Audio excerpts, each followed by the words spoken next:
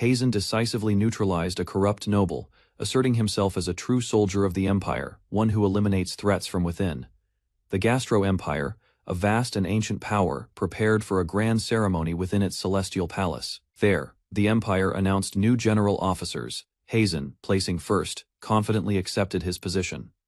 Second place was awarded to Ima Dunir from the Agriculture Ministry.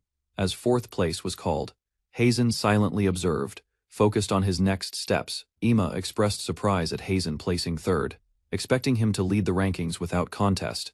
While she masked her disappointment, she admitted his presence prevented her from reaching first.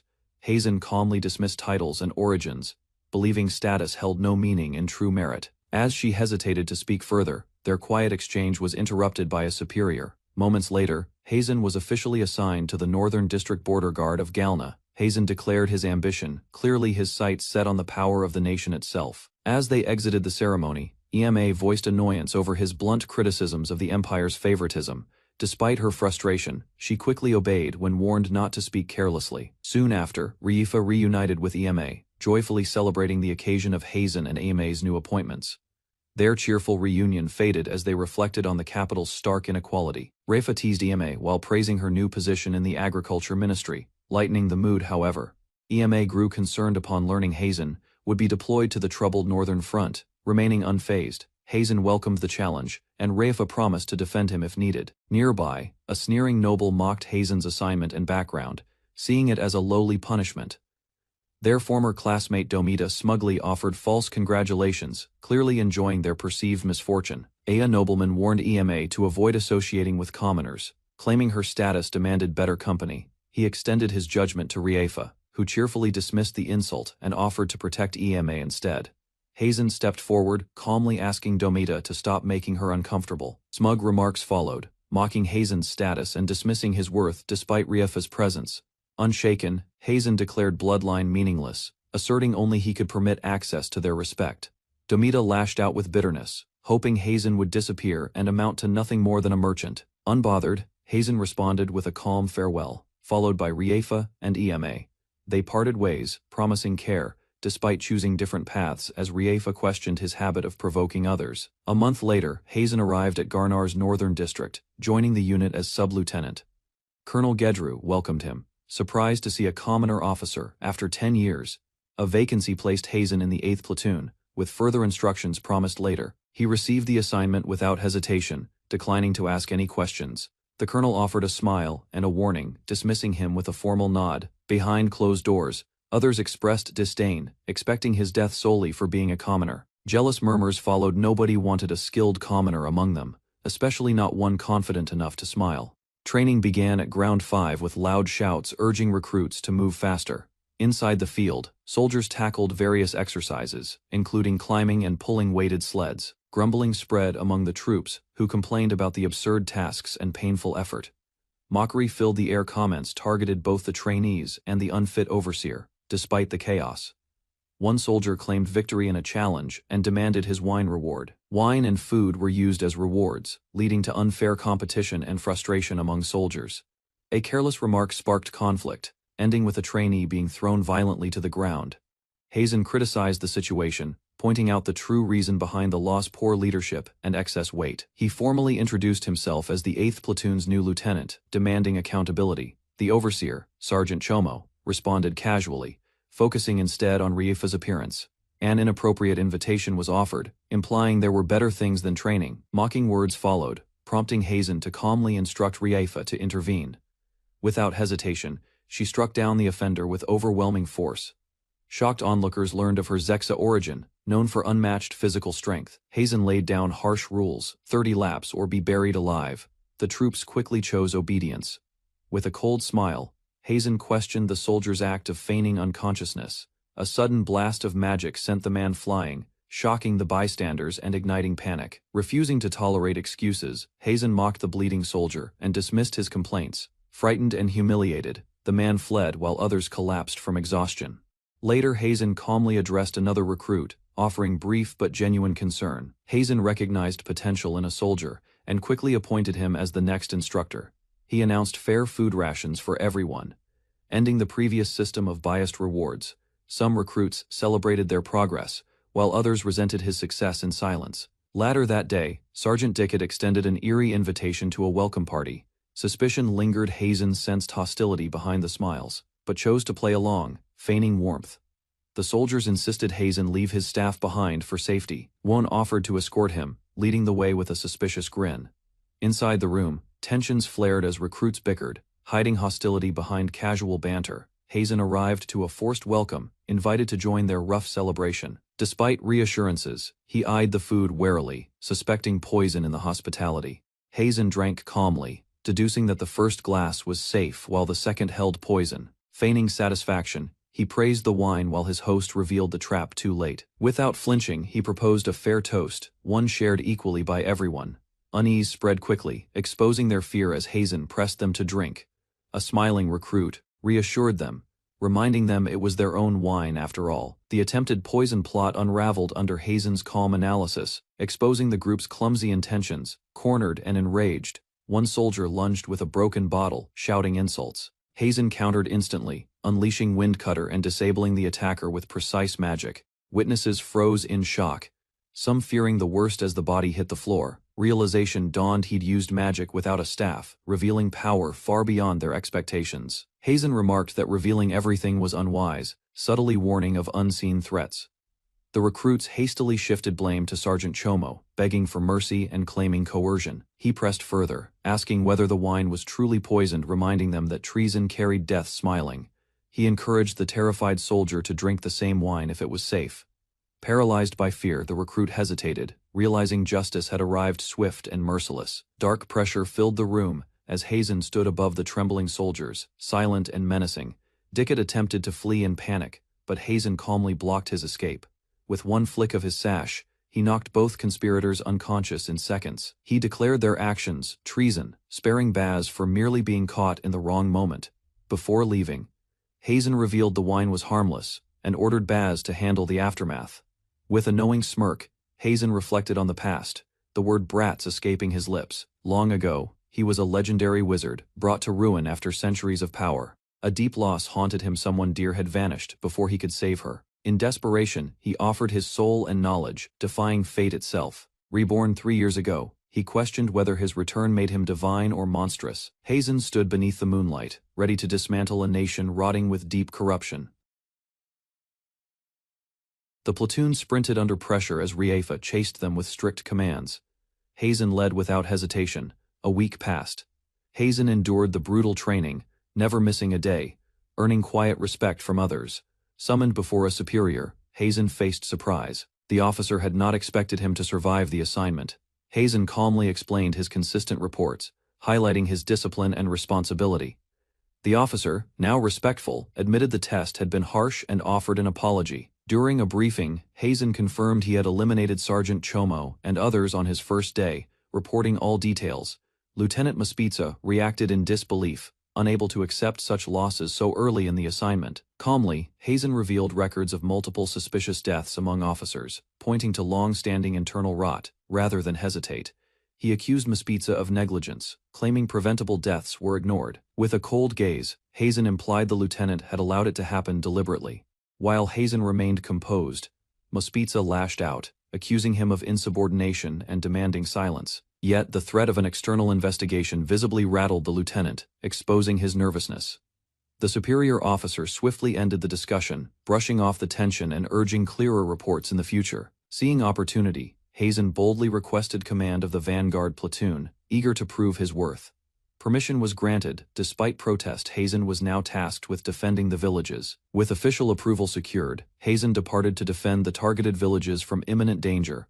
Upon arrival, he observed the Kuman tribe positioned on a ridge, still inactive but armed. Through careful surveillance, Hazen identified their leader, a man adorned with a large crown, likely a mage. He deduced the man was a noble by birth, judging from his apparent ability to wield magic. Planning swiftly, Hazen devised an ambush strategy to isolate the mage and disrupt the enemy formation. Hazen emerged from the forest, halting the Kuman gathering and declaring the land under imperial rule. The tribal leader revealed his weapon, an enchanted ice axe radiating potent magical energy. With a swift motion, he launched spinning blades of frost toward Hazen unshaken. Hazen countered with powerful bursts of wind magic, shifting the deadly trajectory. Grinning slightly, Hazen exposed the simplicity of the enemy's attack and seized control of the battle. Hazen closed in, dodging swiftly while sizing up his foe's wild, aggressive movements.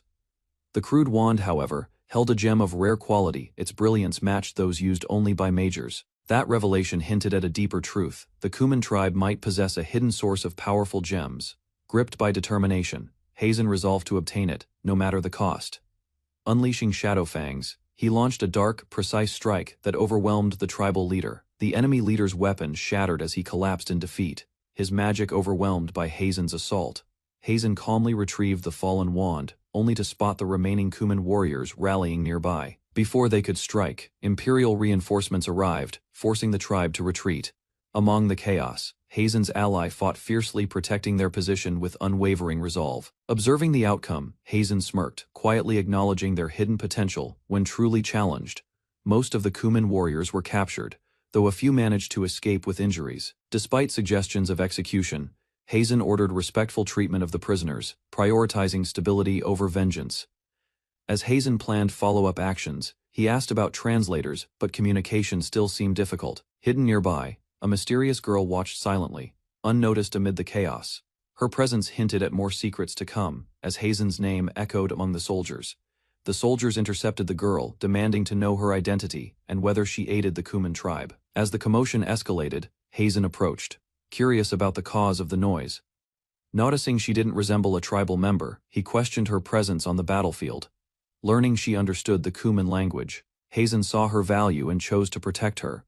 She introduced herself as Yan Lin. Hazen, recognizing the opportunity, welcomed her cautiously. Though his smile seemed suspicious, Hazen offered to escort Yan Lin to safety. On horseback, he questioned her fluency in the Kuman language and knowledge of their jewels. She revealed she traded with them peacefully, distributing profits and respecting their taboos, especially around children. Despite her small frame, Yan claimed to be 13, impressing Hazen with her maturity. Curious, he gently asked if she could use magic too. As Yan Lin's magic surged, Hazen was stunned by the overwhelming power she radiated. He recognized something familiar in her eyes, something tied to a buried memory. Hazen speculated that her vast magical energy might be limiting her physical growth. She denied any nobility, claiming to be a mere orphan with no knowledge of her heritage. Soon after, they arrived at Dynastard Village, which appeared untouched by conflict. As Hazen entered Dynastard Village, he noticed alarmed whispers about the captured Kuman tribesmen. Tension flared as villagers, haunted by loss, lashed out at the prisoners in rage.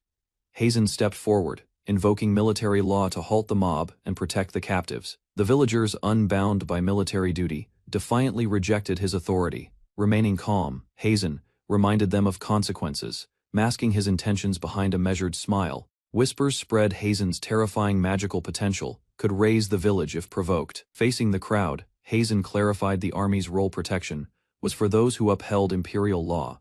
Villagers protested, blaming delayed military aid for their suffering and venting years of resentment. He acknowledged their right to be protected, but reminded them protection required discipline and acceptance of hardship. Seeing them lash out under grief, Hazen scorned their hypocrisy, warning them to reflect before acting. Hazen dismissed the unrest and shifted focus toward Yan, requesting she lead him to the orphanage.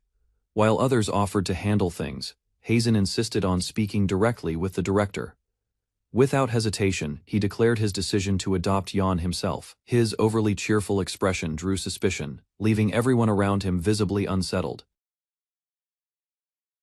Hazen extended a gloved hand, offering a gold coin as advance payment. Director Norway stood protectively beside Yan, eyes closed in cautious thought as the offer settled in.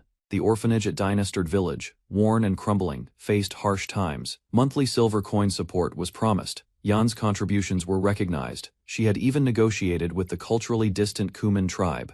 With firm resolve, Yan demanded double the proposed pay. She questioned her worth and refused to be undervalued. Hazen accepted the terms, sealing the agreement with a simple word. Soon after, Yan sat behind him on horseback, carrying only a modest pouch as she left the orphanage. She explained that everything was shared at the orphanage, and Hazen remarked she'd now stay in his quarters. Shocked, Yan protested fiercely, unable to hide her discomfort at the sudden arrangement. Despite her outburst, Hazen dismissed her objections, declaring the matter settled and her feelings irrelevant. Hazen acknowledged Yan's ambition, noting that money was vital for influence in the empire. Considering their roles, he proposed adopting her as his sister. Yan cheerfully tried the title Big Brother. Her words triggered a memory of Hazen's own sister. He softened, assuring her it wasn't her fault. Shifting focus, Hazen instructed her to call him sister, revealing he'd be teaching her magic. He explained her slow growth stemmed from harboring an unusually high amount of magical energy. Uncontrolled magic could erupt violently, threatening not only the wielder but everyone nearby. Uncertain but willing, she admitted partial trust, while he asked for more.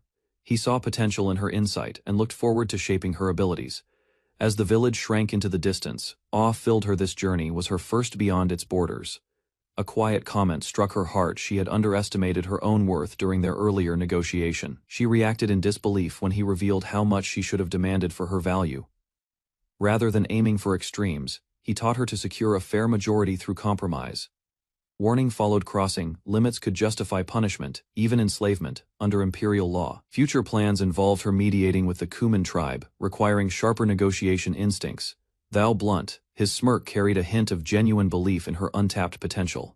With quiet awe, she listened as her worth was stated to be far beyond their earlier estimate. Uncertain, she asked if those words were meant to inspire her, catching him off guard. Rather than confirm, he scolded her lack of ambition, demanding more effort in return. A woman lifted her kindly, introducing herself as Rifa, Hazen's bodyguard and support. Blushing deeply, Rifa was stunned by the unexpected compliment on her appearance. Flushed with joy, she hugged Rifa tightly, calling her the most beautiful person she'd ever met. Rifa, touched by the compliment, wished aloud for someone so honest in her own life. Curious, the girl asked about Rifa's age, stunned to learn she was already 19.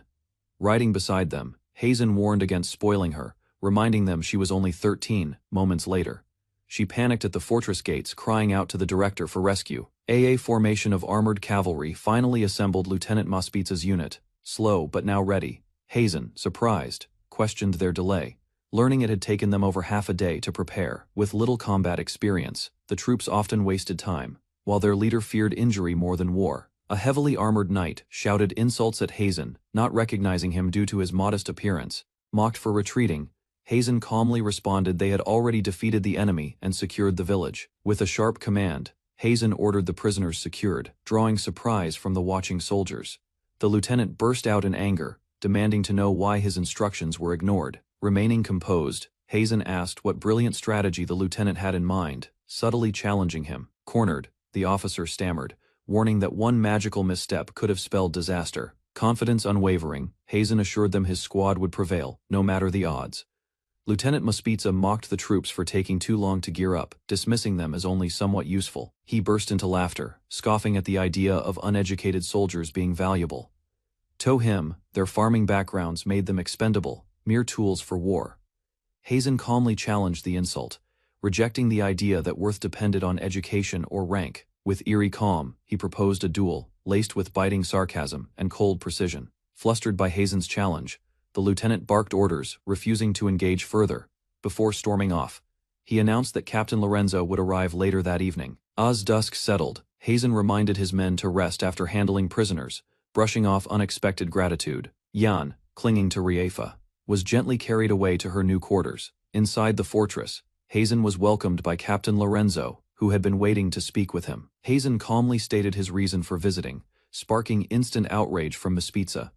Captain Lorenzo's presence changed the mood, as he emphasized that final decisions rested with him. With cold eyes, Mospitza insisted he alone would determine how the situation was handled. Before anything could proceed, Hazen excused himself, claiming he was ordered to leave. Tensions flared as blame bounced between officers, revealing cracks in their chain of command. With permission granted, Hazen calmly asked if he could begin the formal report. He proposed a prisoner exchange with the Kuman tribe to initiate a ceasefire. While Lorenzo showed interest, Mospitza erupted, only to be silenced before interfering further. A map was presented, explaining that the tribe's mountainous territory held little strategic value. Conflict in the region remained deadlocked due to two opposing powers, pressuring the same front. Hazen revealed the plan: forge peace with the Kuman tribe to redirect focus toward the Duchy of Diordo. Captain Lorenzo questioned the logistics, noting they didn't even share a language. With quiet confidence, Hazen introduced Yan, a 6-year-old interpreter fluent in the Kuman tongue. Concerns rose about the risk, but Hazen remained unfazed by the weight of failure. Even if negotiations failed, Hazen explained, the girl would survive by tribal law. Children were never harmed. Hazen clarified, He wasn't suicidal. He valued his life and only pretended recklessness to make an impression. Captain Lorenzo acknowledged the proposal and promised to bring it to the higher command. Despite resistance from others, Lorenzo assured it would be his responsibility alone. Silently, Hazen reflected on the lieutenant's incompetence and his own long-term ambitions. If peace with the Kuman tribe succeeded, Hazen stood to earn both prestige and special merit. The words "great special merit" left one officer stunned, his mind racing with ambition. Confirmation followed. If successful, Hazen would indeed receive the recognition. Mospiza protested instantly, insisting the merit should go to Captain Lorenzo instead. His rant grew louder, demanding the award go to someone of proper rank, not a junior officer. When asked directly, Mospiza shamelessly implied he deserved the reward for loyalty over actual achievement. Captain Lorenzo apologized for the earlier commotion, but Hazen dismissed it, focused on the mission's success. Seeing the opportunity, Hazen asked to have a personal discussion, which Lorenzo welcomed. He brought up the legendary strategist Jill Sasuzara, known for shaping the Empire's early days. The strategist once left behind a framework. Soldiers, he claimed, could be divided into 4 types. First were skilled warriors with strong will, ideal for leading on the front lines. Next soldier type included those lacking will or skill, used as disposable frontline fodder. Then came those who had will but lacked talent, often mistaken as deserving. For them, the strategist left a chilling directive: no redemption, no use. Kill them immediately, Hazen quoted, sending shock through the room with his cold delivery. With the report concluded, he bowed respectfully and exited, leaving Lorenzo in stunned silence. Hazen walked down the silent corridor, leaving behind an impression of cold, calculating authority. Holding up a fruit, Jan introduced basic words to the prisoners with a bright and focused expression. Irritated by Moko's light-hearted attitude, she demanded that he take her lessons more seriously. The captives teased her with playful remarks, but she remained firm and dismissive. Elsewhere, Hazen monitored her work quietly, noting her swift progress with approval. Beyond just language, Jan had already picked up on local customs and social behavior with surprising ease. Hazen quickly assessed the situation and determined the information gathered was enough to begin negotiations. While sipping tea, he calmly pointed out that someone else must be helping Jan with the Kuman language. Caught off guard, Jan tried to insist she had learned everything on her own. His explanation exposed the truth behind her speech patterns, leaving no room to argue. Eventually, she admitted a merchant had helped her, though Hazen assured her no punishment would follow. A merchant stood before Hazen, stating clearly that he only came to discuss business. Despite his casual tone, he admitted to being nervous when summoned, surprised to find such a young officer. Hazen confronted him directly, asking how he knew the Kuman language and taught it to Jan. The man dodged the question, dismissing Jan's words as childish exaggeration. In response, Hazen offered a written guarantee of immunity, ensuring honest cooperation without consequence. Hazen made it clear that the truth would be judged by him, not the speaker. Reluctantly, the merchant agreed to talk in exchange for the promised protection. He revealed that he had once dated a woman from the Kuman tribe and picked up the language during that time. Later, he chose Jan from an orphanage and taught her about the tribe's culture and crafts. Unmoved, Hazen pressed further, demanding to know the man's real motive behind all his actions. With a ceasefire near, the merchant expressed interest in launching trade with the Kuman tribe as soon as peace was secured. Though skeptical, Hazen explained that capturing a Kuman sorcerer provided a rare chance for negotiations. The merchant questioned the plan, wary of military control over post-war trade. He denied any intent to smuggle, insisting fair profit was his only goal. However, Hazen added a condition: Jan would decide the price, and he would hold first trade rights. The merchant cheerfully embraced Hazen, praising him, and accepting the trade proposal without hesitation. Jan immediately objected, declaring that Hazen was far from being a good man. Reflecting on his past, the merchant shared how a Kuman woman who taught him was executed for helping an imperial soldier. Though he had kept trading, regret lingered over the harsh consequences she faced. Hazen responded coldly, admitting his actions were solely driven by personal goals, nothing more. 3 days later, talks of peace began as the group approached the Kuman territory. One tribe member stated that any treaty would ultimately depend on their leader's decision. The escorting warriors remained cautious, watching closely as the visitors ascended the trail. Upon arrival, Hazen and his group were immediately surrounded by armed guards, though not surprised. As they entered the village, tension filled the air, yet Hazen understood their wary stares. Hazen introduced himself to the Kuman people, noting their willingness to guide them suggested an openness to negotiation. He expressed gratitude as they entered the ceremonial hall to meet the tribe's leader.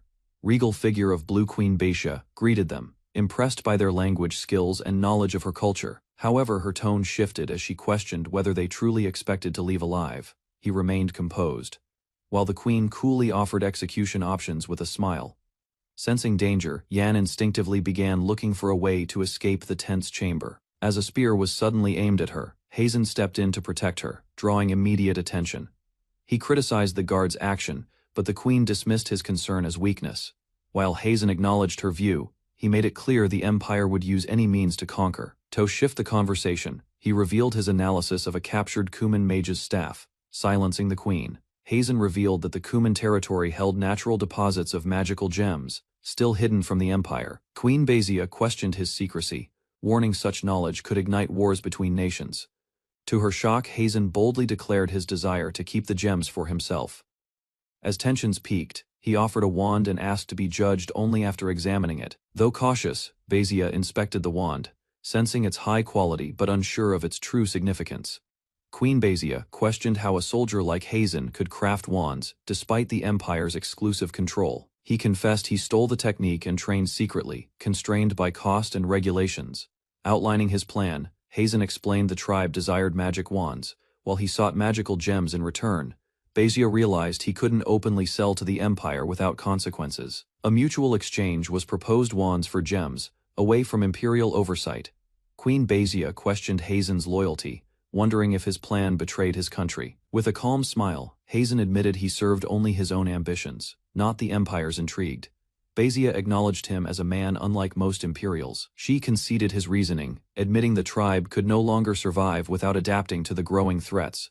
Though Hazen pressed for an answer, she advised patience, hinting her decision would come soon. Queen Beixia declared that only strength earned trust among warriors, then summoned her champion, Oribibes. She revealed he was the tribe's second strongest and ordered him to face Hazen in a test of worth. The duel was announced, and the crowd erupted in support, confident in Oribibes' past victories. With an icy dragon summoned, Oribibes warned Hazen of its fierce power. As the beast lunged, he urged Hazen not to disappoint the queen. Hazen was struck back by the dragon's power and acknowledged his current magic wasn't enough. Without hesitation, he activated a complex spell formation, catching his opponent completely off guard. Hazen unveiled an ominous power, knowing that shadow beasts alone weren't enough to win. He stood as a rare anomaly, someone who lived on both continents and mastered two distinct magical arts. While the Western system relied on chants and seals, the Eastern continent used magic wands for swift casting. With knowledge of both systems, Hazen chose the faster path, becoming a formidable force. Though his start was from scratch, his magic overwhelmed even elite warriors. The enemy launched a massive ice attack, confident that inferior wands wouldn't change the outcome. In response, Hazen conjured a dense earth barrier that withstood the crushing force. Shocked by the defense, the opponent questioned how such power resisted a dragon's breath. Instead of retreating, Hazen prepared to counter, dual-wielding magic wands with flawless control. Only legends like Mishiru were known to achieve such a rare magical feat. A blazing streak ripped through the sky as Hazen unleashed the power of Gurren. The ice dragon, once considered invincible, shattered under the force of the strike. With Gurren's single-use focus, the wand amplified his attack beyond normal limits. While the enemy braced for another blow, uncertainty crept into his expression. Despite the display, the opponent declared a resurrection plan fueled by endless mana. Dark restraints suddenly bound the warrior, interrupting the duel and causing confusion. From afar, Hazen calmly controlled the spell, channeling magic through a distant wand. Exploiting a moment of distraction, he closed in and criticized the enemy's Na Fei with. With the battle turning in his favor, Hazen questioned his opponent's resolve. A final verdict was given, and Hazen declared the superiority of wielding multiple wands. Using a self-crafted ring wand named Gento, Hazen concealed his weapons effortlessly, though he dismissed the technique as a minor trick. Others recognized it as an astonishing feat. He offered to share his vast arsenal of magical tools, revealing his methods as proof. Acknowledging Hazen's strength, the opposing leader chose alliance over enmity. Together, they declared a ceasefire, uniting both sides in a historic agreement. Voices fell silent as the leader's command left no room for dissent. Despite the silence, lingering resentment toward the Empire stirred within the crowd. Acknowledging past losses and gains, the chief proposed peace over endless struggle. A glass was offered in celebration, Yet hesitation arose over dulled clarity. Before protest could grow, a companion eagerly volunteered to handle the drinking. Accusations flew as the child stirred chaos at the celebration, doing more harm than help. Laughter echoed when her antics sparked questions about her parentage and purpose. Plans for her future were laid out. She'd serve as a trade mediator to learn diplomacy. Doubt surfaced over her age and size, yet her presence alone impressed the clan leader. Misleading fear and youthful appearance concealed a capable 13-year-old with sharp wit. Joy filled the air as mutual respect sealed the bond with shared words and smiles. Two mugs collided in a celebratory toast, marking a new beginning. While laughter echoed, hearty meals and endless mugs of ale brought energy to the feast. Festivities carried into the night, with song, dance, and the glow of peace across the mountains. By morning, news of the ceasefire stunned the empire. The mission was a success. Tao finalized the peace. Queen Basia would soon arrive, despite skepticism about forged reports. Attempts to shift blame and control the narrative were quickly challenged by prior orders. Delusions of recognition swelled as the officer dreamed of accolades for others' work. Frustration mounted. Not only had he obstructed progress, now he sought credit. Feigning modesty, he shamelessly suggested his unit deserved honor, despite their misconduct.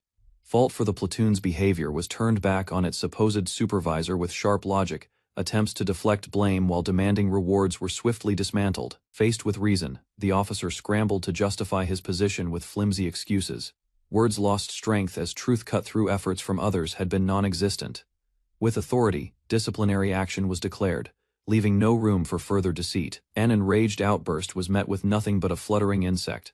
One swift gesture from Hazen sent the officer sprawling to the floor. Advancing calmly, he dismissed the chaos as pest control, a necessary purge for the Empire's future. Feigning composure, the officer scrambled to reassert control, but permission was already granted to leave. Orders from the captain backed Hazen's authority, silencing further protest with cold finality. Demanding clarity, the superior insisted on hearing the report before it was delivered. Unamused, Hazen confirmed he would follow the captain's exact orders if reluctantly. Outrage flared when phrasing didn't match expectations, even though the intent remained intact. Unwilling to compromise, the officer forced a rehearsal, determined to script the moment. Interruptions struck just as tempers peaked, halting the farce before it spiraled further. Captain Lorenzo arrived unexpectedly, clearly fed up with the noise. Shock rippled through the room as he exposed the manipulative scheme laid bare. He'd been present since the start, silently listening out of respect for the chain of command. Rage turned toward Hazen, the scapegoat for the unraveling mess. Calm and calculated, Hazen admitted he orchestrated it, though the outcome exceeded his expectations. A decision was declared: the disgraced officer would face demotion, and Hazen's rise would be formalized. With an eerie smile, Hazen assured them he'd eliminate every parasite threatening the Empire's integrity. Panic took over as the condemned man begged desperately, knowing what that meant. Though the promotion was unofficial, Lorenzo granted Hazen full authority, if only temporarily. As a final gesture, the ex-lieutenant was reassigned under Hazen. Hazen pointed out the ex-lieutenant's abusive behavior, volunteering to keep him in line within his own unit.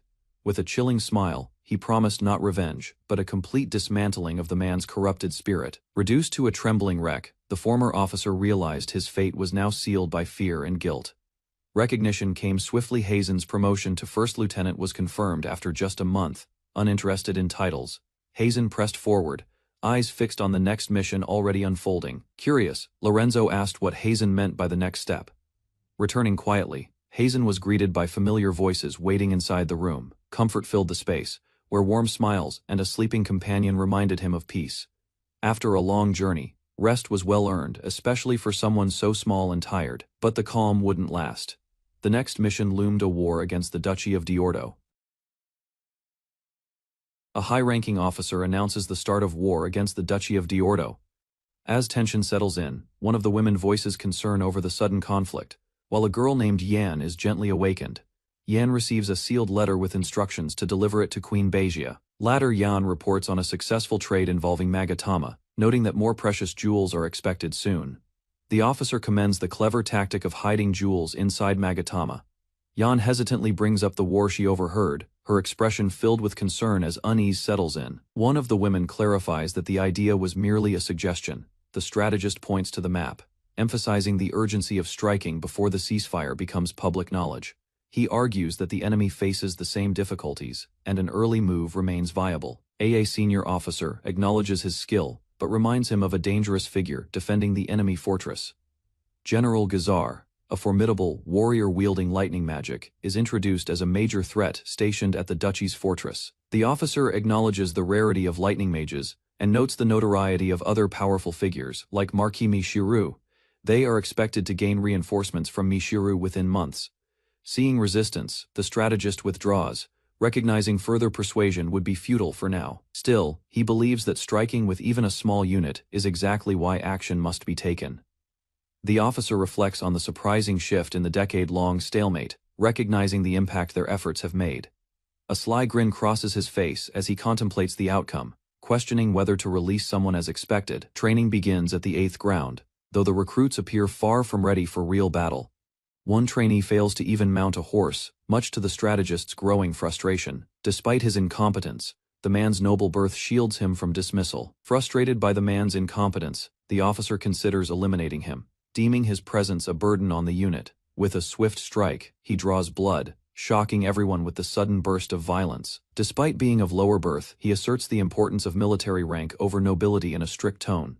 The wounded noble threatens retribution, vowing that his family will demand harsh punishment. Another officer calmly dismantles his threats, exposing his social failures and lack of real status.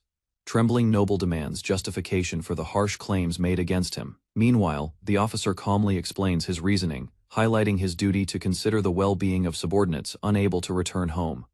Overwhelmed, the noble expresses disbelief that someone like him would be held accountable by a lower-born officer. Despite lacking concrete proof, the officer asserts that the noble's reliance on connections and flattery is obvious, questioning how anyone could take pride in calling him family. Silence falls as the disgraced noble kneels, his humiliation witnessed by others in the shadows. He reacts in disbelief at the suggestion of being reduced to a slave. The officer reminds him of the deaths he caused, pointing out how quickly he plays the victim when powerless. Presenting documented orders from the executed Sergeant Chomo, he exposes the noble's detailed involvement. With a sigh, he questions the noble's ignorance, noting how everyone had simply kept quiet about his crimes. Faced with public shame, the disgraced noble begs for mercy, claiming remorse as onlookers watch silently. Hazen, unfazed, hands over a book to Sergeant Buzz and walks away. Instructing the sergeant to use the diary for discipline, Hazen calmly states he'll return to his room. Hazen adds that if the man nears death, he should be brought back for healing repeatedly, if needed. Meanwhile, others worry about Hazen's state of mind, sensing that things may spiral beyond control.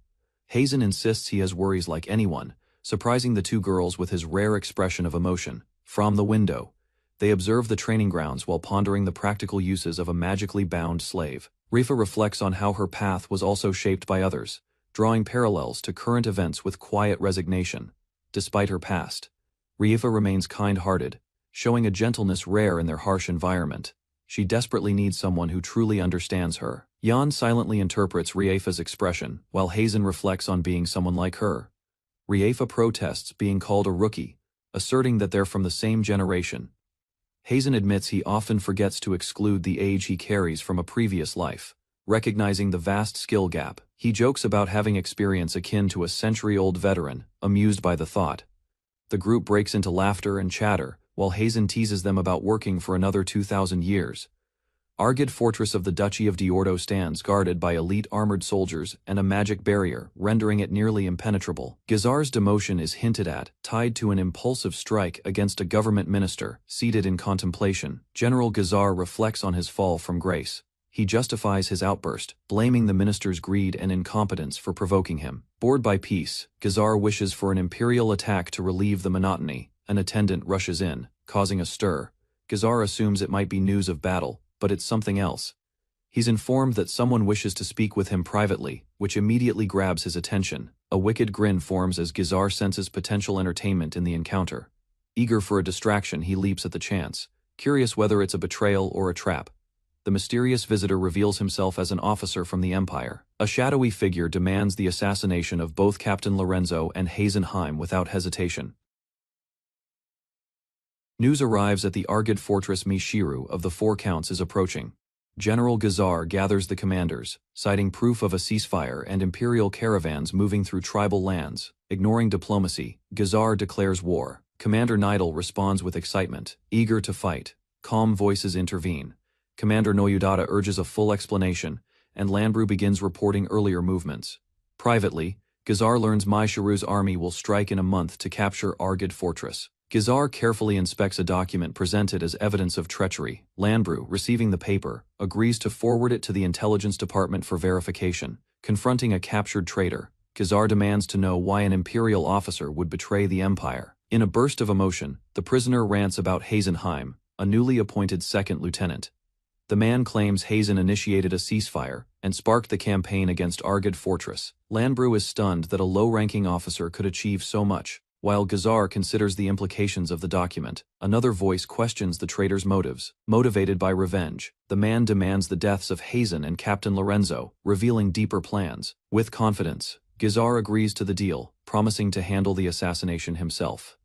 His ally erupts with laughter, convinced Hazenheim's downfall is now certain. A relaxed posture and confident tone set the tone as the situation is explained to those assembled. Requesting 50,000 reinforcements from Ganadoraru is proposed without hesitation, despite the heavy implications. Excitement builds as a bold plan emerges: capture the fortress within 10 days.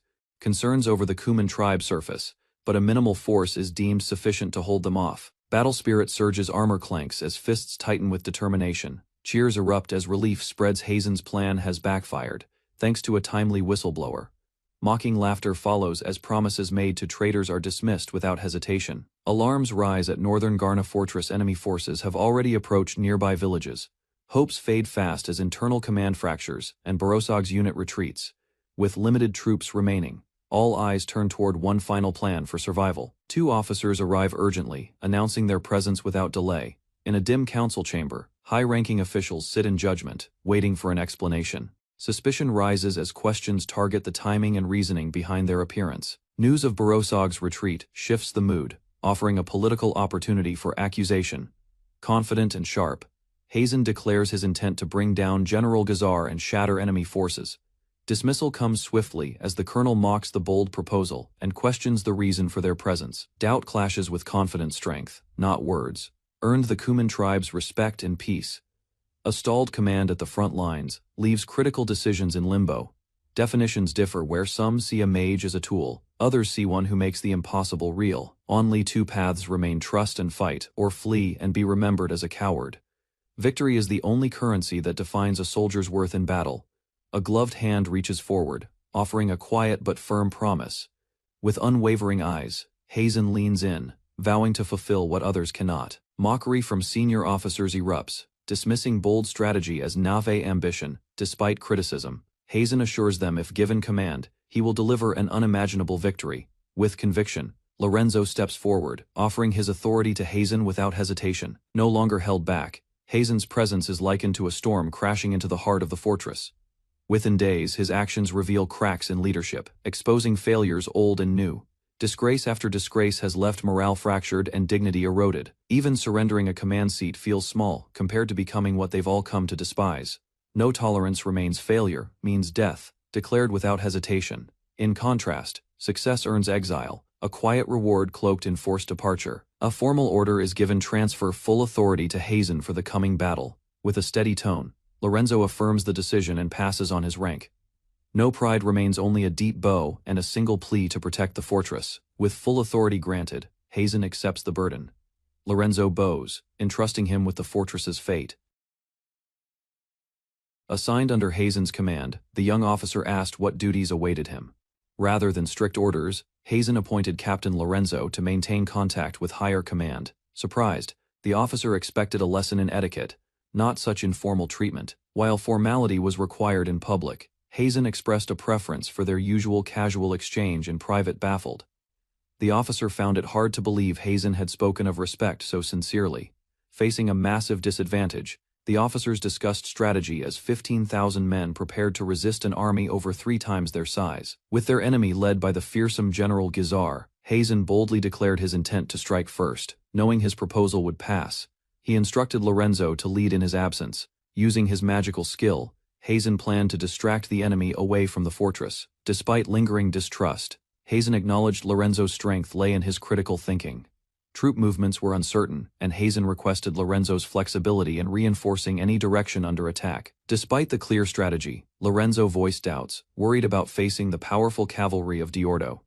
In response, Hazen advised deploying Rifa, hinting at her unique effectiveness in battle. Acknowledging the advice, Lorenzo accepted the plan with quiet determination. Later, Hazen challenged Lorenzo's assumptions, pressing him to reflect on what defines a true superior. Lorenzo struggled to identify the trait Hazen valued most in a leader, listing judgment, forgiveness, and evaluation. Hazen revealed it was the ability to listen to subordinates and recognize true talent even if unpopular. With humility, Hazen admitted his own flaws and requested Lorenzo's strength in return. Though caught off guard, Lorenzo acknowledged Hazen's gift for winning people over. Their agreement sealed with a handshake. Lorenzo pledged his support without hesitation. As battle day arrived, the enemy's thunderous march shook the defenders. Fear gripped the soldiers, some collapsing in panic.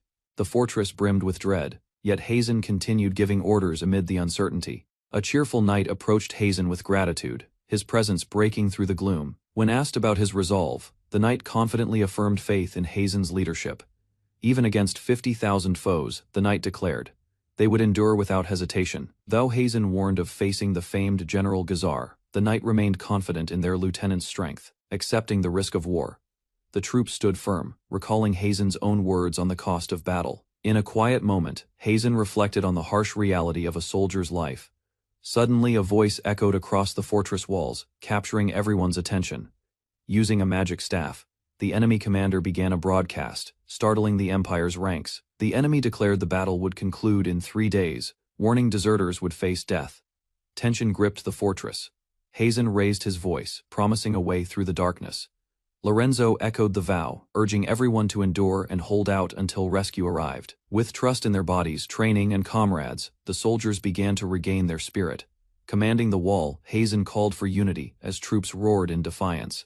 Hazen's rare display of passion stirred surprise among the officers, as he openly admitted his distrust of most leaders. Though it wasn't like him, he confessed, he couldn't bear to lose certain comrades. With a quick handoff, Hazen entrusted the task to Rifa. Brushing off her remarks about his honesty, he rode off, confident that Lorenzo could lead better with morale already rising. Left behind, Rifa sighed, feeling sympathy for the captain now burdened with command. General Gazar stood before his disciplined army, his reputation commanding respect across the continent. With troops fully deployed, the battlefield stretched wide under looming tension. He unveiled his strategy, an aggressive thrust aimed straight through the enemy center, fueling the flames. Gazar rallied his men with a call for revenge, vowing retribution against the Empire. As morale surged, he gave the signal to charge, unaware of the resistance awaiting them ahead. General Gazar was stunned as an unexpected roar echoed from the enemy's side. Despite their small numbers, the Imperial soldiers radiated fierce morale, shaking the confidence of Gazar's men. He began to suspect Hazen's influence, recalling rumors of his leadership. Though advised to adapt, Gazar insisted on an all-out offensive from the start. Wary of the legendary 4 counts, he feared the tide might yet turn against them. The Imperial soldiers braced themselves, knowing a weak attack would only embolden the enemy's hope. Determined to strike hard, Gazar's troops advanced with full force, weapons clashing as they moved. Archers unleashed a volley while cavalry surged forward with cries to crush the defenders entirely. Arrows rained down, forcing the Empire's shield units into tight formation amid rising tension. Watching from above, Hazen acknowledged the battle's toll. Small forces couldn't afford even minor losses. Disguised in enemy clothing, Hazen used the chaos of battle to move undetected across the field. He noted the quality of the Principality's gear while adjusting to the stolen uniform. Nearby, the Archer Corps commander barked orders, steadying his unit's fire under pressure. Hazen slipped into position, watching closely as the enemy praised their stable front line. With a single strike, he took down the enemy commander, plunging their archers into confusion. Assassination of the Archer commander spread panic, and he planned to ignite chaos further with fire back at headquarters. Lorenzo received news that the enemy's Archer assault was losing strength. Seizing the momentum, Lorenzo rallied his troops to maintain pressure until nightfall, praising Hazen's success. On the wall, their forces adjusted swiftly, redirecting troops west to hold the advantage. From afar, Gazar questioned the shift, unsure if they faced a stalemate or something worse. Gazar considered deploying mages, but hesitated, noticing instead a strange warrior beside Lorenzo, who drew his attention. Moments later, a devastating attack ripped through the field, scattering enemy forces in panic.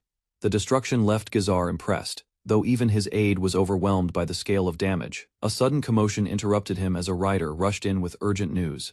Shock followed. His Archer commander had been assassinated, turning the battlefield's tide.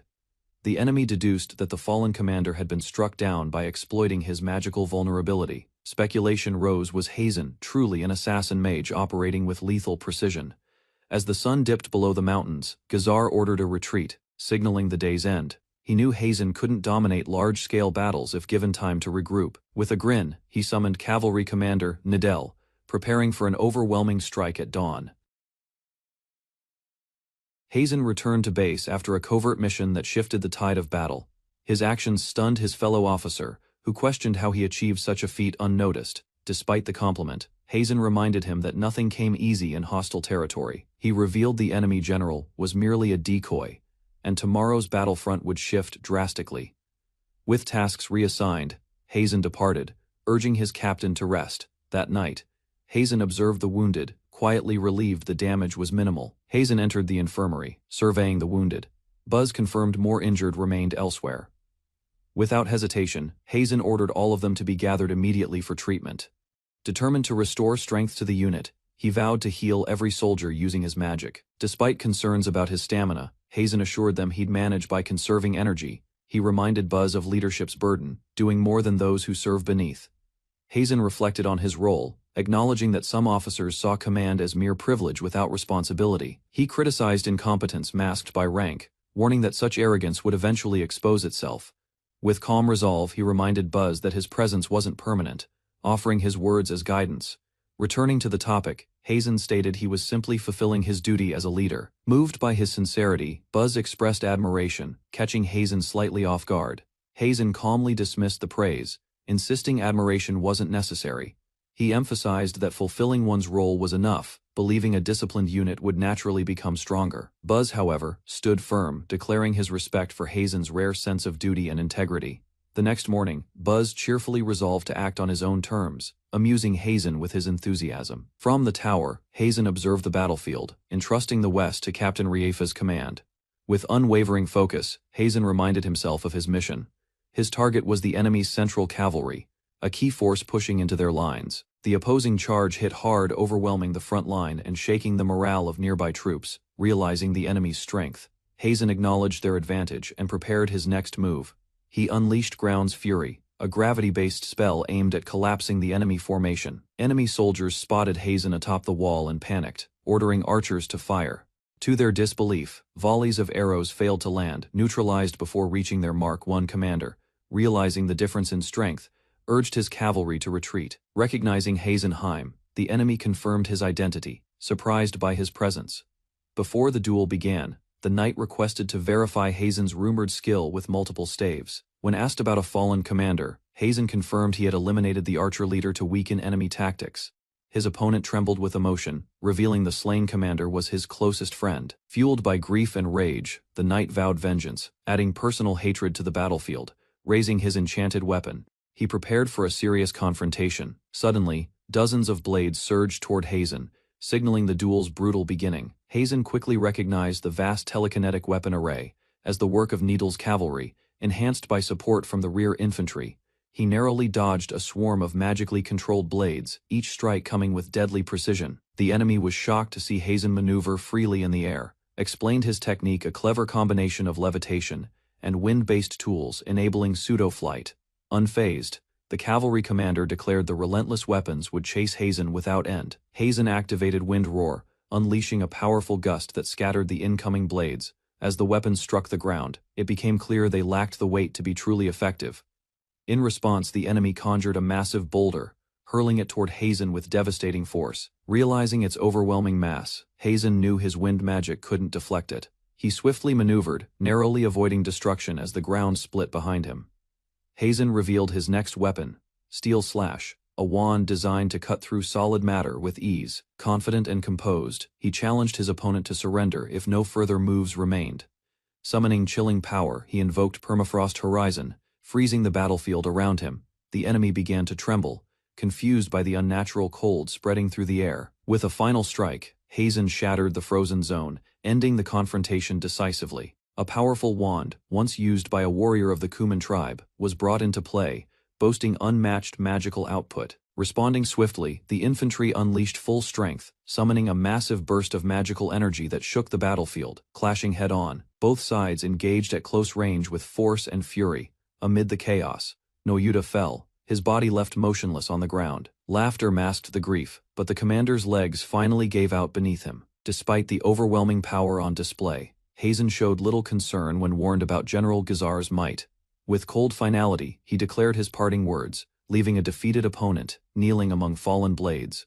A weary breath escaped as the long battle took its toll. Buzz rushed in, offering support, while the army surged forward, spurred by victory. Relief was short-lived. Success hinged now on the situation at the West Gate. Commanders at the West Gate dismissed the enemy's advance, believing their forces held the upper hand. Major Zyment echoed the overconfidence, laughing alongside the others.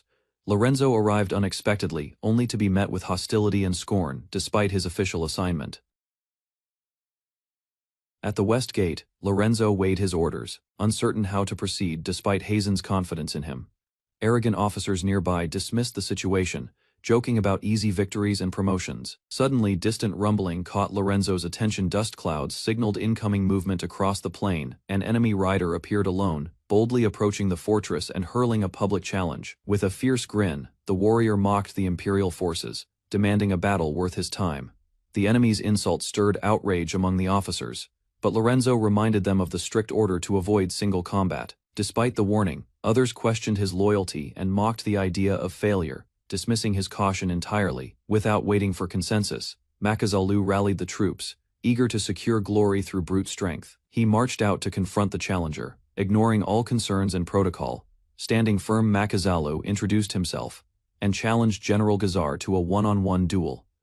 General Gazar revealed his weapon, the Thundercutter Peacock, displaying it with calm confidence. Lorenzo recognized the weapon's name, knowing it was a powerful artifact crafted by elite artisans. Makazalu launched his attack with a roar, unleashing a massive blow using his own named weapon. Without hesitation, Gazar grabbed him mid-charge, unimpressed, and declared the end before the fight had truly begun. In a single overwhelming motion, Gazar crushed his opponent and dropped him lifeless before the stunned Imperial soldiers. Lightning flashed as Gazar stood surrounded by crackling energy, his enemies stunned by the speed of his strike. Fear took hold. Some officers collapsed in panic, their confidence shattered by the overwhelming display. Desperation set in as a commander ordered the full army to charge. Captain Buys, realizing the danger too late, panicked and tried to flee the battlefield. Chaos followed as he shoved past his own troops, ignoring discipline in a frantic scramble for safety. As the front line charged, several soldiers froze in fear, trembling under Gazar's quiet gaze. From a distance, Lorenzo watched in confusion as the troops hesitated mid-advance, forming disorganized clusters. Appearing suddenly behind Buys, Gazar's chilling presence erased any hope of escape.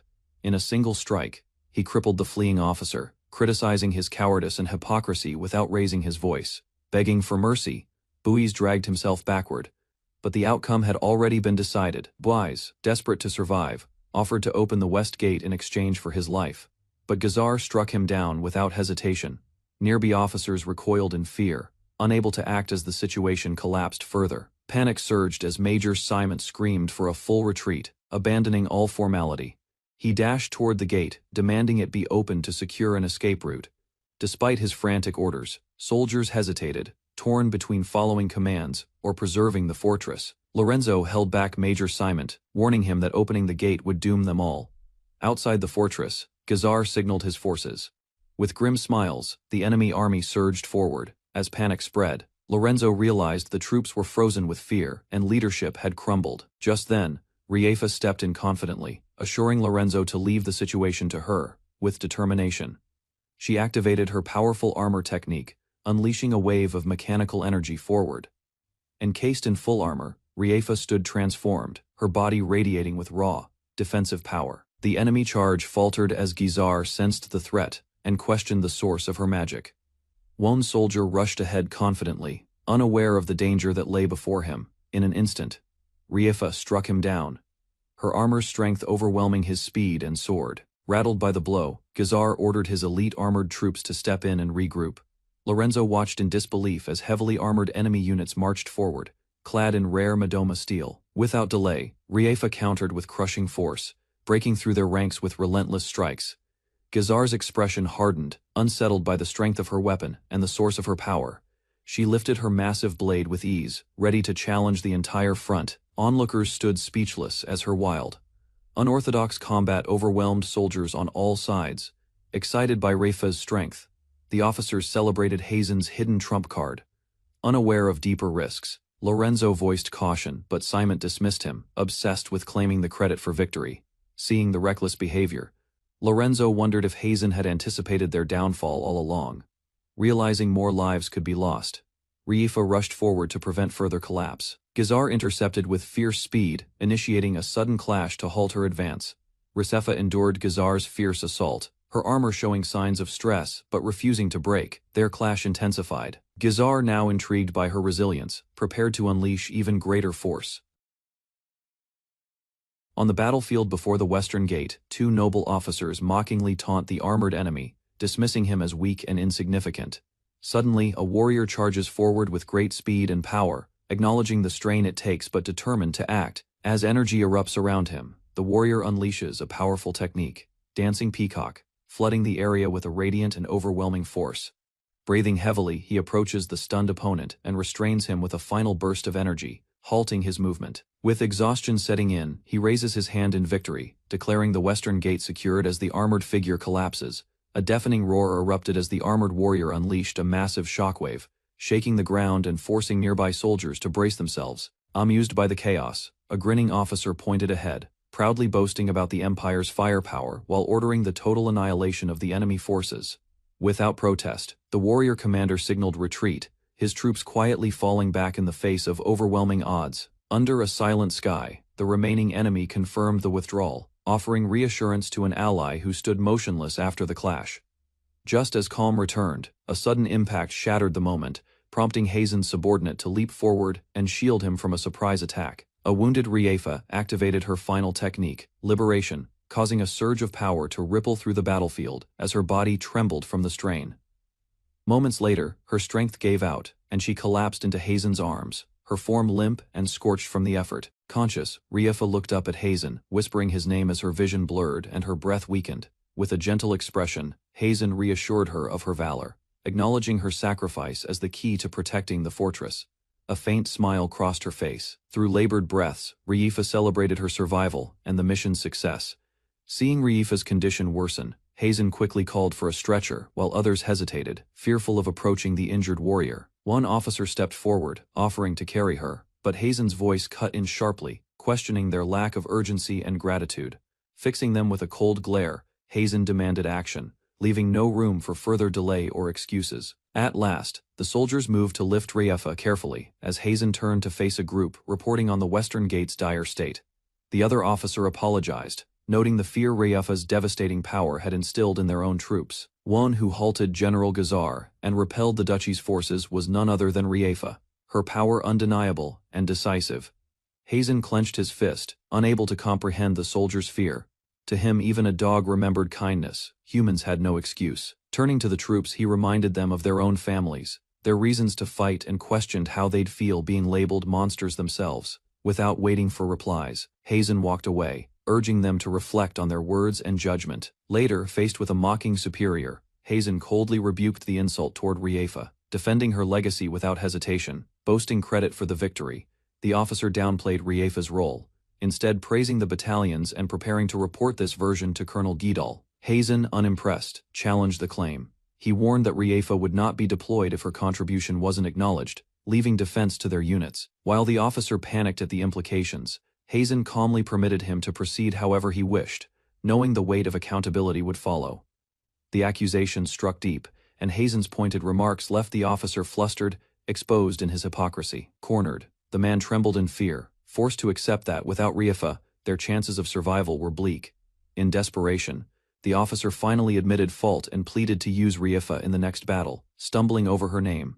Hazen wasn't moved. With a calm yet cold gaze, he pointed out the officer's arrogance, noting how high his head still remained. Demanding sincerity, Hazen watched as the man threw himself to the floor, begging with trembling voice for Rifa's support once more. Just as the plea seemed accepted, Hazen lifted his boot, offering no relief in his expression. He struck him down, delivering his answer with force, a decisive, unflinching number still groveling. The officer was stunned as Hazen demanded an even greater price to bring the Emperor himself to bow if they wanted Rifa. The atmosphere turned crushing. Hazen stood above him, a symbol of unforgiving dominance, drowning the room in contempt and humiliation. With each stomp, he reminded the officer of his place, calling him nothing more than a squealing pig in uniform. Then came the ultimatum: accept Hazen's insubordination, and live or enforce rank, and be left to die by Gazar's hand. Cornered, the officer surrendered, begging Hazen to protect the fortress at any cost. Hazen laughed. Victory already his. With a twisted grin, Hazen forced the officer to admit the truth: he depended on an insubordinate's power to protect himself. Unrelenting, Hazen drove the point deeper with each stomp, demanding he confess his selfishness masked as patriotism. The scene was interrupted by a punch. Another officer, unable to watch further, struck Hazen and called out his cruelty. Tension shattered as the officer dragged the trembling superior away, shouting threats and vowing to report Hazen for misconduct. Outside the infirmary, Hazen touched his bruised face and apologized. Calm again, he acknowledged that the blow helped clear his mind. Beside Rifa's glowing, unconscious form, Hazen reassured a worried girl. Her injuries were grave, but her life was not in danger. Memories stirred within him. Long ago, someone had made the same sacrifice to protect what they loved, and he, blinded by fear, had called that person a monster. The man had crossed lines, lost his humanity, yet acted purely out of devotion. Still, Hazen branded him with judgment. Unable to match the man's power, Hazen chose to stop him, mistaking strength for madness. Even now, he couldn't forgive himself for condemning one who only sought to save others, haunted by the past. The officer confessed that Rifa reminded him of someone he once misunderstood, someone he had also called a monster. Despite barely knowing the fortress or its people, Rifa had risked her life for them.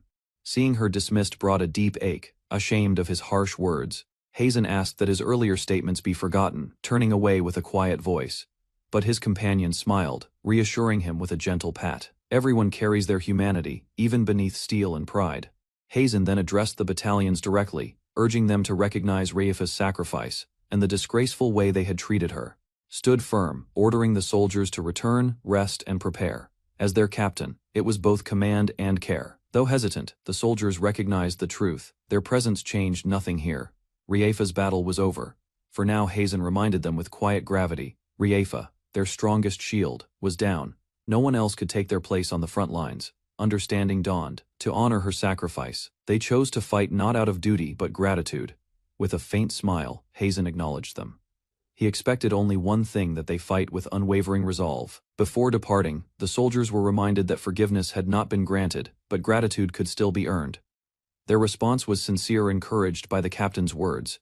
Morale remained intact. Even the gruff soldier beside him admitted, being a soldier wasn't so bad after all. Eyes fixed ahead, determination burned quietly. Tomorrow they would bring General Gazar down without hesitation. At sunrise, Galna Fortress's central gate stood silent, calm before the storm. Two warriors met face to face. Gazar issued the challenge. Hazen accepted without a word. Before the duel began, Hazen calmly accepted the proposed wager, raising a finger to add one condition of his own. He declared that if victorious, Gazar would serve under him. The bold demand left the enemy visibly shaken. Hazen proposed a wager: victory would decide who serves whom. With a confident grin, the noble accepted, believing Hazen's challenge to be arrogant posturing. In response, Hazen flicked a coin into the air, calm and deliberate. His actions carried no trace of doubt. The spinning coin reflected their resolve to Hazen. This wasn't about pride, it was a foregone conclusion. Steel rang out as they charged. Hazen's precise movements overwhelmed his opponent in an instant. Noble was thrown back, shaken. Rumors of Hazen's skill had circulated before, but now, they were proven undeniably real. Hazen praised the noble's weapon, but remained unfazed. His strength lay in adapting mid-battle, wielding multiple magic staves with ease. The noble, impressed by Hazen's feats, acknowledged his power. Hazen's reputation had already spread. His staff, once shattered enchanted armor, feared across the realm. With a calm expression, Hazen made his stance clear. He vowed to surpass his opponent using only a single staff. His rival accepted the challenge. A fair fight would settle the question of superiority. Drawing his blade, the noble readied himself. Hazen introduced his staff, magnetic flash marking the true start of their duel. Hazen revealed his trump card, a magic staff forged to surpass the Thundercutter Peacock. Determination lit his eyes as his weapon began to glow. With a surge of lightning, his opponent lunged forward, confident in his overwhelming speed and power. Mid-charge, confusion struck. Hazen vanished in an instant, leaving only trailing echoes and a clean slash in his wake. The noble realized too late Hazen had predicted the trajectory. Swift Thunder's secret was exposed and rendered ineffective. Baffled, the noble looked on as Hazen dodged again. The advantage he once relied on was crumbling fast. With a light tap, Hazen appeared behind his stunned opponent, calmly pointing out the difference in speed. Realization hit the noble, couldn't even track Hazen's movements. By the time he reacted, the moment had already passed. He reflected inward. The issue wasn't his body's speed, it was his mind's ability to keep up with the fight, unwavering, questioned if the noble would finally surrender. His tone remained composed, not mocking, refusing to yield. The noble adjusted his strategy. Channeling all enhancements to his sight, he vowed to push on, even if outclassed. Hazen praised his opponent's strategy, then prepared to unleash the full potential of magnetic flash, with a confident smile. The battlefield lit up. Hazen had marked it the night before, enabling high-speed movement between yin and yang points he had placed throughout the terrain. Panic crept in as the noble realized Hazen's setup wasn't limited to the ground. Vertical space was part of the trap. Caught off guard, the noble discovered a mark behind him. A crushing strike followed before he could react. His weapon dropped as his body hit the ground. Hazen stood calmly, victorious once again, defeated and breathless. The noble admitted his loss. Hazen lowered his weapon, the battle now over. A faint smile formed as Hazen declared victory. From now on, General Gazar belonged to him. Gazar accepted the outcome without bitterness. It was a clean, undeniable defeat, one he could respect. Lying on his back, he looked to the sky. The fight may have ended in loss, but it was fought with honor. Despite his absence from the front, Gazar knew the Principality's forces would not falter. The next battle was already looming. Hazen, seated calmly outside the gate, declared with certainty that the enemy's advance would come to a halt. Shock rippled through the fortress as soldiers struggled to believe General Gazar had been defeated. For them, it seemed unthinkable. Orders rang out amid the confusion. Even with Gazar's fall, the Principality's troops were commanded to march forward without delay. Suddenly, panic erupted. The outer fortress had fallen. Messengers screamed for retreat as the ground cracked beneath them. Emerging from the chaos, the Kuman tribe made their entrance. Their leader scoffed at the lack of resistance. For her, it was dull. Soldiers spotted the Kuman invaders and sounded the alarm. Without hesitation, their leader responded with magic, shattering defenses with ease. Confusion spread among the ranks. A ceasefire had been in place. Why had the Kuman betrayed them now? The Kuman leader clarified coldly, there was no betrayal, only opportunity. The fault lay in the fortress being left defenseless. She addressed the Diordo army directly, surrender peacefully, and the frozen survivors would be spared. A chilling ultimatum followed. From the ramparts, Hazen observed the retreat. Though the Principality had withdrawn, he already planned the next move, Gazar's controlled capture. Gazar examined the contract, puzzled. He expected a military enlistment, but it was a magical master-servant pact instead. Hazen explained his reasoning. As an imperial soldier driven by personal goals, he had no loyalty to the empire itself. Suspicion grew. Gazar realized Hazen had manipulated the war's progression for his own gain far beyond what his young appearance suggested. When questioned, Hazen issued a warning. Some truths weren't meant to be uncovered. He offered advice instead. Accepting the terms with a smirk, Gazar signed. Whatever Hazen's age or origin, he wasn't someone to underestimate. The following day, the town celebrated. Food, drink, and music filled the air as soldiers enjoyed their hard-won peace. Inside the imperial chambers, the mood was colder. Hazen's order to summon the emperor sparked unease among high-ranking officers. Colonel Jidal burst into laughter at the audacity. His subordinate, nervous, reminded him of the seriousness of the situation.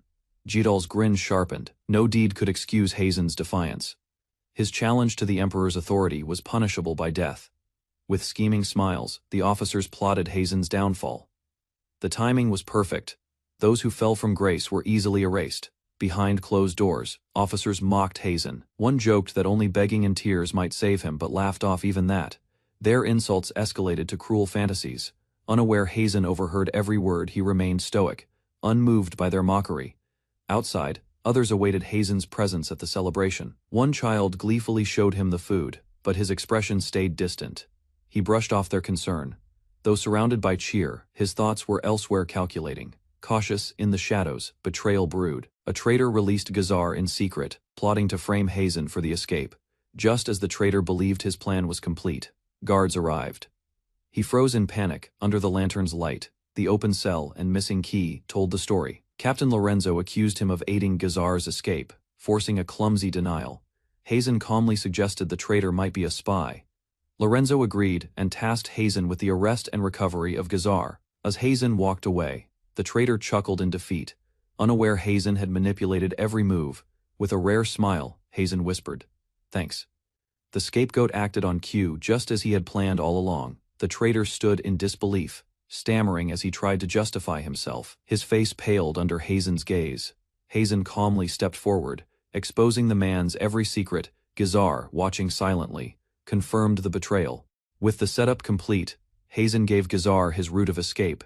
Gazar nodded, understanding the silent alliance between them. Mockingly, Hazen reminded the traitor of his noble status. He'd survive execution but not disgrace. The cell door closed behind him. With a chilling smile, Hazen delivered the final blow. The man trembled, condemned to live as a bottom-tier slave. Soldiers buried the dead as screams echoed. Inside the fortress, daily life resumed with quiet normalcy. A commander reflected on their victory. The enemy was crushed, and opposition forces were gone. Suddenly, Hazen was summoned. Despite his achievements, he was placed under house arrest for defying imperial authority. Hazenheim was suddenly charged with lèse majesté by a superior officer and placed under house arrest. Without resistance, Hazen accepted the order. His face showed no emotion, masking whatever thoughts brewed within him. Outside the room, two officers sneered, mocking Hazen's apparent compliance. They believed he was clueless, unaware of the power plays against him. Another officer gloated cruelly, stressing that even a baseless charge like his could lead to execution. As the officer tried to provoke him further, Hazen remained unmoved. Calmly, he watched his tormentor degrade himself, unaffected and eerily composed in the face of insult. The smug officers circled Hazen with mock politeness, hinting they might grant favors if he begged. Their exaggerated gestures made their mockery clear. Calmly, Hazen turned and voiced a simple request. His tone was quiet, unfazed by their arrogance or theatrics. With composure, he pointed out the officer's foul breath, asking him to step back.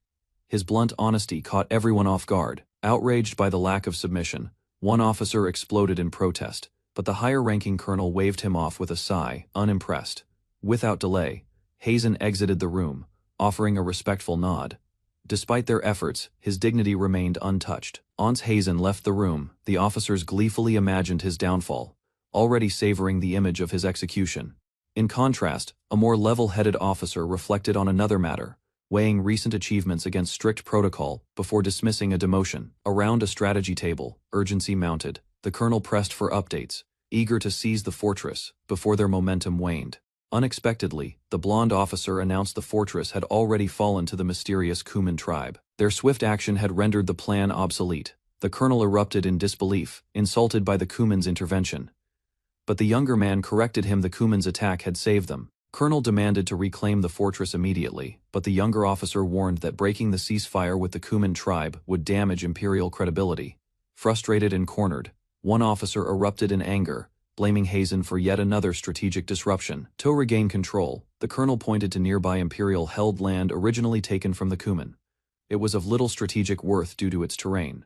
Considering their options, they proposed a land exchange. Trading the worthless land for the vital fortress would benefit the empire. With forced modesty, the colonel accepted praise as others applauded the idea, claiming the plan as his own success. Despite the objections, the colonel ordered immediate negotiations with the Kuman tribe, but explicitly excluded Hazen, unaware of the complications this caused. Another officer lost his temper, furious at the suggestion they relied too heavily on Hazen, lashing out physically in frustration. Their fury escalated into scorn, berating hesitation and mocking the difficulty of diplomatic work. One of them arrogantly volunteered, promising swift results within days, masking desperation behind a boastful grin and hollow confidence. The colonel agreed to the plan, and rewarded the man's ambition at the same time. He punished Captain Lorenzo with house arrest for questioning him. Lorenzo walked the quiet halls under watch, surprised to find Hazen waiting calmly outside. He quickly slipped into Hazen's room, revealing that he too had been placed under house arrest. The two shared updates behind closed doors. Hazen thanked Lorenzo for subtly passing along the land exchange idea without using his name, knowing it was the only way the others would accept it.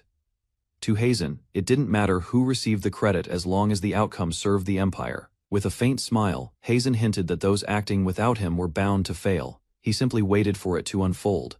Hazen withheld a key detail, telling Lorenzo he couldn't reveal it not because of mistrust, but because Lorenzo was too principled to accept it. Their philosophies clashed. Hazen admitted their solutions differed, even if their goals were aligned for the Empire's benefit.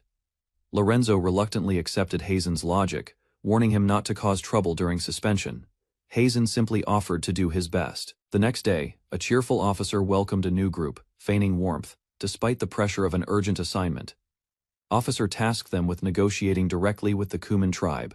The surprised men were clearly unprepared for what awaited them. An officer cautiously pointed out that only Hazen's unit had the means to speak with the Kuman tribe, but his comment was met with fury. The superior exploded, branding Hazen a criminal unworthy of trust, refusing to even hear his name spoken in the room. Faced with a dilemma, another officer recalled Warrant Officer Buzz as the only other interpreter besides Hazen, though less experienced. Buzz had been sent on a distant mission, and though the connection to Hazen raised concerns, his use was reluctantly approved. Panic surged when they learned Buzz was deep undercover, unreachable for 2 months. Every alternative was unavailable. The merchant they hoped for had left for the Empire's far eastern provinces and wouldn't return for months. The superior officer lashed out in frustration, stomping furiously as his subordinates failed to offer solutions. His temper replaced strategy. Despite resistance, one officer muttered the reality aloud without Hazen. Negotiation was impossible.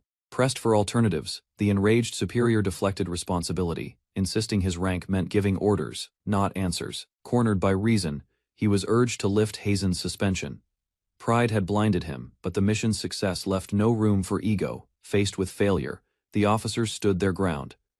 They admitted Hazen's unmatched ability, regretting how many lives were lost under misguided leadership. Without another word, they left the room. The once boastful major stood alone, hand trembling as the door shut behind them. Panic overtook him. Realizing the situation was collapsing beyond recovery, he shouted in despair, overwhelmed by the consequences awaiting him. Spiraling deeper, he saw the future unravel. His promotion lost, his credibility shattered, his declaration a public failure. Desperate, he ran through the halls, banging on Hazen's door pleading for help. Arrogance had vanished, replaced by frantic hope. While grumbling about being a major, Simon cursed his subordinates and stormed toward Hazen's room. Angry, he had to grovel. To his shock, a young girl answered. Confused and judgmental thoughts crossed his mind until he remembered his objective. Inside, Hazen remained composed, reading calmly, as Simon burst in and demanded cooperation, citing military rank. Unfazed, Hazen rejected the order. The promise of lifting his suspension meant little. Death awaited him either way. Dropping the paper, he reminded the major that someone of his rank had no power to offer real favors, only empty authority. Desperation drove the major to his knees.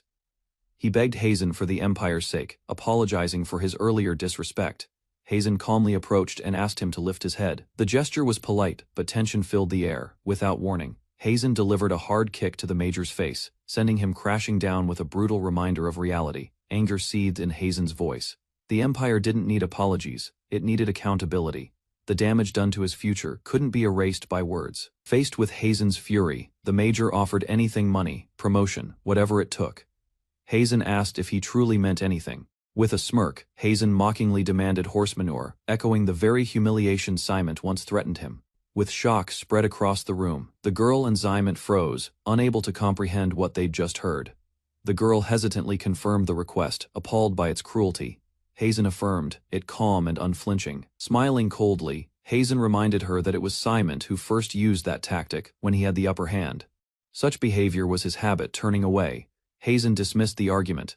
This wasn't about feasibility, it was about consequences, and whether fairness truly mattered to those in power. With cold clarity, Hazen declared his principle: strike first when threatened and show no mercy to enemies who draw blades against him. His foot pressed down on the major's head. If the man couldn't follow through, he was free to leave, but wasting time wasn't tolerated. Torn between humiliation and ambition, the major faced a cruel choice: endure disgrace or lose his shot at promotion. Trembling, he asked for Hazen's power in return. Hazen agreed if he had the resolve to go that far. Just before the act, the girl intervened, begging Hazen to stop. Even she couldn't bear to witness such degradation. Unable to endure the pressure, the girl interrupted, declaring she would act as the interpreter for the Kuman tribe herself. But Hazen swiftly stopped her, splattering a bowl of slop and silencing her with a stern reminder he wouldn't tolerate interference. He coldly clarified the matter was a binding contract between him and her, and outsiders had no right to intercede. Yet she remained quiet. then asserted her legal position she was a dependent, not authorized to change contract terms. Until, to Hazen's surprise, she produced a signed termination order. Control now slipped from his hands, revealed she had read the contract, and secured the orphanage director's signature, rendering the agreement void. She presented the termination document, and insisted it should be enough. Though Hazen pointed out the attached penalty fee, smirked and turned to Major Simon, suggesting he had the means to cover the cost instead. With urgency, she demanded Simon form a new contract with her, offering her services in exchange for 10 gold coins. Hazen reveals a signed letter from Director Norway, granting the authority to terminate the contract independently. Before anyone else could respond, the girl steps up with determination and offers to pay the penalty herself, her body visibly shaking under pressure. Clarifying the process, Hazen explains that proper documentation and asset verification will be needed. The girl confidently promises to handle everything within a single day, surprising both men with her unexpected initiative and drive. Rather than gratitude, Simon bursts into mocking laughter. Yet beneath the surface, panic sets in. Hazen observes him closely, suspecting that this girl may be his hidden vulnerability. Hazen, showing no patience, instructs them to finalize the contract quickly. Simon, emboldened by the development, orders the girl to prepare her belongings and declares she'll live in his room once the deal is complete. Believing he has outsmarted everyone, Simon erupts in wild celebration, overcome with delusional victory and pride. Away from his view, Hazen praises the girl for her performance. She smiles slyly, confirming that the act played out as planned. Holding the forged contract, she notes its flaws and hidden trap, one that allows her master to reclaim her later for a minimal cost. Simon kneels in awe, convinced the girl is a divine figure. Hazen observes calmly, knowing people often believe whatever suits their desires. Rifa, the master's bodyguard, is assigned to accompany the girl. Her presence serves both as protection and an opportunity to expose the Empire's corruption. In a moment of reflection, Hazen explains that judging others takes experience, and sometimes encountering filth sharpens perception. Despite the blunt lesson, she admits Hazen, for all his faults, is far better than her previous master, as they prepare to part ways. The girl expresses gratitude. Hazen advises her to stay sharp, while she quietly acknowledges the orphanage also benefited. By the time her packing was done, the sun had already begun to set. Curious and winded, the girl asked Rifa how she could serve someone like Hazen. Rifa explained that while Hazen could be harsh, he never mistreated good people. His judgment fell only on the corrupt and weak. Embarrassed by the praise, the girl blurted out a denial, though it was clear she wasn't entirely convinced herself. Her luggage, once small, had grown. She confessed the books were borrowed, hoping to learn more in her spare time, admired her dedication. As they reached their destination, the girl braced herself. Her real test was about to begin. Simon hesitates as he looks over the document, seeking confirmation before signing the agreement that seals the deal. His suspicion flares upon noticing Rifa's presence. Accusations of espionage fly, but the girl quickly explains Rifa is now officially employed under her. Despite the explanation, Rifa remains unimpressed. Her icy glare and sharp tone expose his awkward behavior. The girl reminds him of the stakes. Though reluctant, he dismisses the risk, claiming he saved the money for a promotion bribe anyway.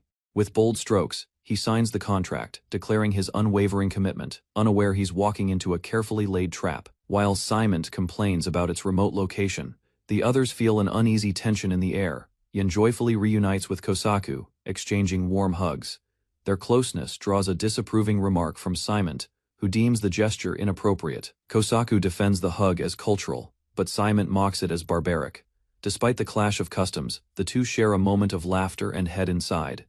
Yan offers respectful congratulations on a recent victory. Her warm reception suggests familiarity and shared history watching. Others greet so formally, she awkwardly suggests Simon follow suit, though he clearly has other ideas. Without warning, Simon lunges forward and embraces the chieftainess inappropriately, ignoring all decorum as stunned onlookers freeze in disbelief.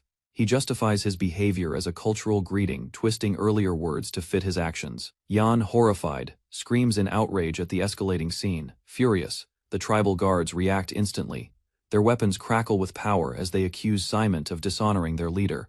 A mob erupts in fury, with weapons raised and chants of execution filling the air. Chaos takes hold. Yan falls into despair, convinced it's the end for herself, for the mission, and for everyone tied to it. The chieftainess raises her hand, commanding her guards to stand down. Tension melts into reluctant calm under her authority. Shudders in frustration, realizing Simon is a textbook imperial flattering the powerful and abusing the weak. Refocusing the meeting, the chieftainess moves straight to business. A territorial exchange with the Empire is proposed, the map laid bare on the table. She reveals the land holds no value for her people, but is priceless to the Empire. Her conditions for trade won't be cheap. Simon responds with thinly veiled insults. Jan attempts to moderate, but his arrogance poisons the atmosphere once again. Wearing a strained smile, Jan praises the Queen's insight, nervously hoping her softened translation will pass unnoticed. The Queen, however, is unimpressed. She grabs Jan, insisting that phrases like barbarian's dog and trash heap are crucial to conveying Simon's full character towering over Jan. She threatens punishment, should there be another case of dishonest translation, sending shivers down the girl's spine. Meanwhile, Simon continues to run his mouth, unaware the Queen and her officers may already understand his crude speech. Jan stiffly warns him to watch his words too late. The Queen already knows everything. Simon mocks the Queen with degrading language, convinced she can't understand a word. His arrogance blinds him completely. Despite the insults, the Queen only smiles. Simon mistakes her calm as ignorance, while Jan realizes it's anything but her silence is deliberate. To move things along, the Queen outlines her proposal, listing 5 territories. Jan, still shaking, relays the terms with careful gratitude, dismisses her approach, claiming their side fought hard for the fortress and deserves even greater compensation. Jan quietly reflects on the challenge ahead. Imperial policy demands expansion, yet the negotiations risk losing critical ground. Frustrated with her own lack of preparation, Jan regrets falling asleep during her reading. While some land requests make sense, others seem deliberately difficult to govern. Simon objects taking 3 locations is too steep a price, and he outright rejects most of the proposal. A compromise is offered. Only 2 locations, Manhwa and Goldia, are suggested. With a reluctant grunt, he agrees. No one gets a break. Just as they plan to sign later, a sharp voice cuts in, pushing for immediate finalization. Colonel Gedult enters with authority. Talks may be over, but his arrival signals something more than routine oversight. Formally kneels and thanks the Queen, honoring both the recent victory and her cooperation in the land deal. The display of etiquette overwhelms Jan, compared to the chaos earlier. The professionalism nearly brings her to tears. Simon, stunned, calls the gesture excessive. Gedult explains her authority extends over multiple tribes, a monarch in her own right. News that the exchanged territories are held by a rival faction sends Simon into gleeful celebration. While praising Simon's efforts, Gedult acknowledges the fortress's value for the Empire. Negotiations, though harsh, ended in strategic gain. Admiring Gedult's finesse, Jan observes how both sides continue to test each other beneath their smiles. His diplomacy leaves a lasting impression. The Queen silently studies the finalized terms. A subtle smirk follows, hinting she's fully aware of the deeper implications. Peace settles as relocation plans are confirmed. Gratitude is exchanged, and Jan quietly celebrates the successful end of tense negotiations. That evening, laughter and toasts echo across the fortress. Officers cheer their historic achievement with wine in hand. Tipsy and triumphant, the men bask in their promotions, offering vague encouragement while already drifting out of reach. Celebration echoes around the fortress. Officers beam with pride, but Jan stands apart, quietly labeling the whole affair a disaster. Details of the final land exchange come to light. Goldia and Manhwa were indeed handed over. Shock spreads across the room. Drunken laughter fills the air as one officer realizes they truly signed away Manhwa. Panic sets in as the implications sink deeper. Another trembles, recognizing the gravity of the mistake. Gedult's signature makes it official. There's no turning back. Manhwa isn't just any land, it houses the tomb of the 13th Emperor, a sacred site now lost. Hazen raised a critical point, questioning why land tied to the 13th Emperor Silgana's tomb was part of the treaty. The young officer stressed its historical value. Silgana was one of the Empire's greatest builders. Surrendering such ground would disgrace the imperial family. Another official responded with disbelief, clearly unaware of the tomb's importance and dismissing it as irrelevant. The commanding officer reacted furiously. Including sacred land risked more than scandal. It threatened their lives if discovered by central authorities. Tension escalated fast. Desperate to fix the blunder, the nervous officer begged to annul the clause and destroy the document. Hazen pushed back against the panic, warning that tearing up a signed treaty would damage the Empire's reputation beyond repair. At Algid Fortress, plans shifted quickly. A decision was made to resume talks, even if the opposing side demanded further territorial concessions. Soon after, The delegation appeared before a lavishly dressed noblewoman who welcomed them with calm amusement. The junior officer, drenched in nervous sweat, attempted to suggest an error in the land terms, but his claim was dismissed with confidence. Jedal tried to downplay the choice, proposing alternative regions, yet the woman firmly stated that her interest was solely in Manhwa. With a twisted smile, the woman revealed her true motive: she planned to desecrate the tomb of the emperor who had devastated her people. Realization struck the imperial officers. She had deliberately targeted Manhwa, and now their pleas for mercy fell on deaf ears. Recognizing one of the envoys, she exposed him as the man who insulted her people during prior talks, switching seamlessly to the imperial tongue. Caught off guard, both men scrambled to deny wrongdoing, sweating as they tried to shift blame and explain the misunderstanding. Without emotion, she activated a recording device, intending to expose their words and challenge the empire's integrity. Footage from the magic device exposed Zyman's vile remarks and humiliating behavior, capturing his crude words and actions toward the tribal leader. Colonel Jedal, shocked and furious, condemned his subordinate's disgraceful conduct and begged forgiveness, unable to hide his disgust. Lowering his head, he seethed with rage, the weight of shame and failure pressing down as judgment loomed. Both officers bowed deeply, trembling as they pleaded for mercy. Overwhelmed by the consequences of Simon's offense, ignoring their panic, the woman issued a command with calm authority. Hazen was to be brought forward before further discussion. Inside the carriage, Jedal scolded Simon for his disgraceful behavior and questioned what actions he planned to take next. Attempting to shift responsibility, Simon suggested Hazen handle the negotiations, only to be silenced by Jedal's growing rage. Captain Lorenzo was reluctantly approached for support, but he deflected, doubting his ability and trying to avoid involvement. Jedal rejected any notion of leniency, explaining that favoritism would only lead to empty gratitude, not real accountability. Another officer observed quietly, noting that Hazen now held leverage over Jedal, one earned by confronting him without fear or hesitation. Zyman, kicked out and crawling in desperation, begged Hazen to intervene with Queen Bargia, promising anything, even humiliation, to fix his mistake. Closing his book, Hazen paused, his thoughts drifting darkly toward a conclusion that had long simmered in silence. With a chilling smile, he voiced his resentment, wishing death upon the corrupt officers who tainted the empire from within.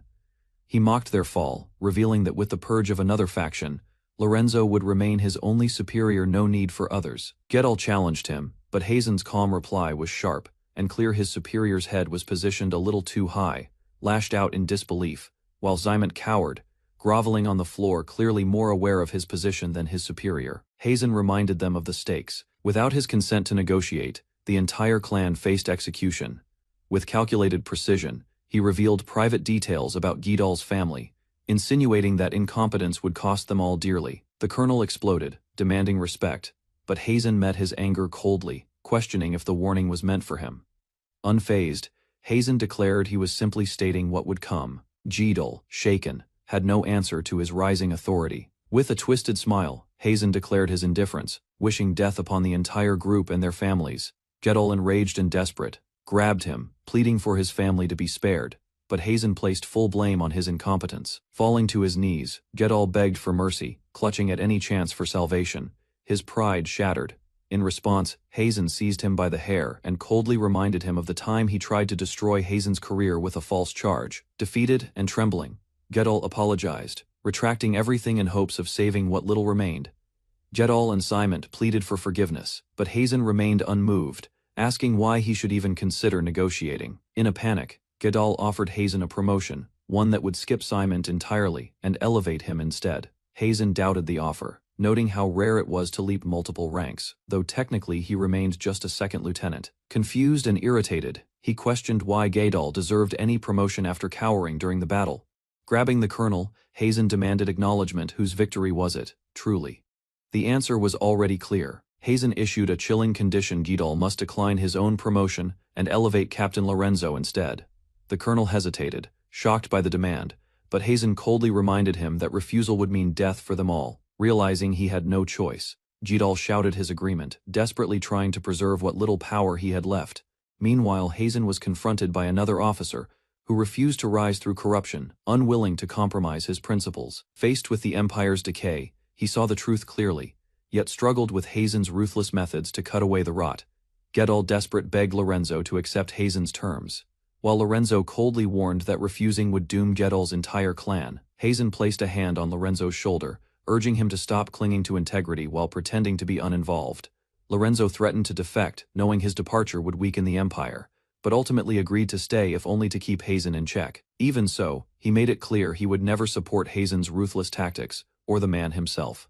He respected his honesty, entrusting the role to Lorenzo precisely because of his hatred for the promotion. Before departing for the fortress, Hazen turned to Simon and calmly declared his intent to buy back Yan. Simon eagerly agreed, suggesting an inflated price, only to be corrected. 10 gold coins merely covered his penalty, while Yan's buyback was set at 3. As Simon protested, Hazen continued lowering the offer first to 5 silver coins, then to 1, leaving the man flustered and desperate.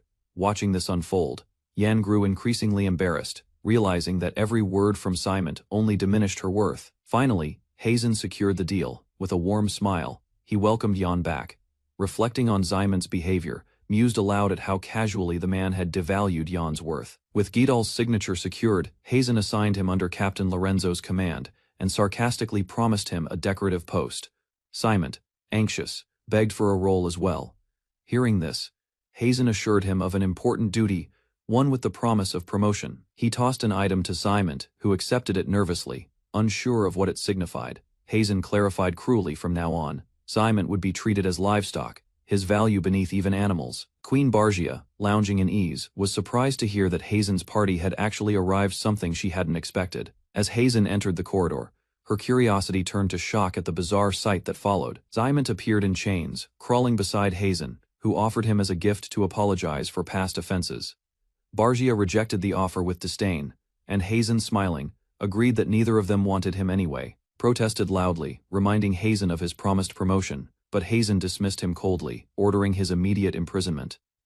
Mocking applause followed, as Hazen noted how close Simon came to earning a 2-rank posthumous promotion. Dragged away, the disgraced officer screamed in terror, while discussion shifted toward territory proposals without missing a beat. Bargia smiled, admitting her resistance strategies were now meaningless. Yan received swift instructions to begin drafting the contract. Celebration broke out, but urgency remained. Hazen urged completion by morning, joking that his liver couldn't survive another day. Lounging beside her guest, Bargia praised his strategic flair. Despite his alliance, she doubted any loyalty to the Empire burned in him. A sharp question pierced the air. Suspicion grew around Hazenheim as doubts formed about his identity and ultimate objective. Beneath the flickering lamplight, Hazen withheld the truth about his past. When asked about his identity, he chose silence. Rather than explain further, he made a request. The Kuman tribe was to quietly build strength in the mountains over the next 2 years. Surprisingly, the woman didn't press him. She accepted the mission without seeking justification, sensing that her questions would remain unanswered. Though Hazen framed it as a simple agreement, she saw sincerity in his restraint and acknowledged a debt. Time passed, and her people flourished, safe from conflict, nourished, and free to live in peace. Under the moonlight, Hazen and the Queen quietly reflected on the nature of peace. She dismissed the idea of eternal calm, calling it an illusion, while Hazen labeled it as fleeting. With calm resolve, she spoke of perseverance. The only way to extend fragile peace was to keep pushing forward. Hazen listened in silence, his expression firm as distant mountains stood beneath the night sky. Later, he reviewed documents from an all-night session, while a weary girl handed him a completed contract. Surprised chatter followed, as suspicions rose about Hazen's quiet coordination with the Queen. A strategic error surfaced as Hazen confronted a fellow officer, revealing that the misstep began long ago, when the High Command dismissed his initial proposal. Elsewhere, the girl struggled to comprehend the depth of his plan, surprised that it had been in motion since the earliest stages of conflict. Hazen explained his logic calmly. If territorial shifts were inevitable, then the result should benefit the Empire as much as possible. Meanwhile, uninformed officers mocked one another, blind to the manipulation occurring around them. Amid confusion, Hazen criticized the girl's lack of awareness, linking her failure to her unread history. Hazen reminded his student that true learning required independent effort, not blind reliance on his guidance alone. Reflecting on the flaws of leadership, he pointed to humanity's weakness, how unqualified individuals often rise to power. Yan, still unsure, recalled her impressions of the officers. Some, like Major Simon, were clearly corrupt, but others appeared ordinary. Clarified that even capable men could fail. Colonel Gedal, for instance, had let loyalty cloud his command and cripple a vital fortress. With quiet urgency, he urged her to sharpen her instincts. Deception often hides behind the mask of virtue. Amazed yet unimpressed, Yan playfully mocked Queen Bargia before being dragged away in jest, her mood light despite the formal setting. What began as a teasing exchange ended with her clinging dramatically to the queen, prompting Hazen to quietly observe their bond with resignation. In the following days, North Galna Fortress transformed into a center of constant motion, its halls echoing with hurried footsteps and shifting orders. A brief but polite exchange passed between Hazen and Lorenzo, laced with mutual understanding beneath veiled sarcasm. Under Hazen's direction, Colonel Gettle stood at attention as he received orders regarding the reintegration of returning forces. Pressure built in the room as Colonel Gettle stood frozen before a stern warning, then hastily excused himself, bowing under the weight of command. Once alone, Lorenzo reflected on how even once great soldiers like Jidal could falter, corrupted by comfort and surrounded by agreeable voices. A quiet exchange followed. Hazen offered a warning against complacency, which was met with a calm, understanding nod. Promoted to a higher rank, Lorenzo prepared to issue his first official command, directing Hazen with measured authority. Rather than glory, the assignment led to the distant Doctrine territory, a place meant to test character, not strength. A farewell exchange carried both sincerity and jest. Despite Hazen's acceptance of the orders, Lorenzo knew defiance wouldn't have stopped him anyway. Bursting through the hallway, a young officer rushed in, eager to confirm the rumors of Hazen's reassignment. Apologies followed as the newcomer realized he had interrupted a formal meeting, but no one seemed bothered by the intrusion. Upon hearing the news, the officer's expression fell. Saying goodbye felt heavier than expected. Flattery was met with dismissal, but his reaction made clear how deeply Hazen's presence had impacted those around him. Pride swelled as Buzz expressed gratitude, finally feeling fulfillment in his work thanks to a commander who treated him with fairness. An offer followed 3 years of steady growth, and he'd earn a place among the commissioned ranks. Legal concerns surfaced, but were swiftly brushed aside. Rules could bend when potential was worth the effort. Both men laughed, aware that Hazen's promises were never made lightly, yet always carried through. Packing awaited with a casual farewell, Hazen turned to leave, puzzled by the laughter he left behind. Sarcasm met concern when Hazen brushed off help and reminded the younger officer of his unfinished training duties. Back at his desk, paperwork piled up as familiar faces returned. Yan glanced up, uncertain whether to speak, while Hazen calmly continued his task. A stack of damning documents left a man trembling. Charges, formal complaints, and a push for family disownment painted his future in chains. Cold logic met outrage. Yan fumed while Hazen simply folded his arms, unfazed by her cries of cruelty. Snowy cliffs loomed ahead. Whatever came next, it promised to be far more unforgiving than anything left behind. After a long journey south, the group arrived at Doctrine territory, a sprawling fortress far from the capital, nestled in harsh lands. Passing through the outer districts, signs of poverty lined the streets. Hazen kept his hood low while observing the suffering faces around him. Riders moved on without pause. Those left behind, bruised and forgotten, remained in the shadows. Inside the administrative zone, grandeur stood in stark contrast to what lay outside. Hazen couldn't ignore the disparity between wealth and reality. Despite its distance from the front lines, Doctrine territory revealed deeper, wrought a noble run haven masking the hardship of its people. Upon arrival, Hazen formally introduced himself as a newly appointed mid-level civil officer in the Doctrine Territory Administration. The acting governor, Vigarnal Gaina, acknowledged the assignment with a brief welcome and prompt instructions to proceed. A glance at the administrative hierarchy revealed a structure mirroring military ranks. The governor's position carried authority equivalent to a colonel. New aides soon appeared. Gilman Wana, wide-eyed and eager, was assigned as Hazen's secretary. Plans for immediate work were interrupted. Instead, a full round of formal greetings across departments now awaited him. Banquets and endless greetings caught Hazen off guard. The sheer number of expected introductions overwhelmed him quickly. Though frustrated, he scribbled away at documents while debating protocol's value.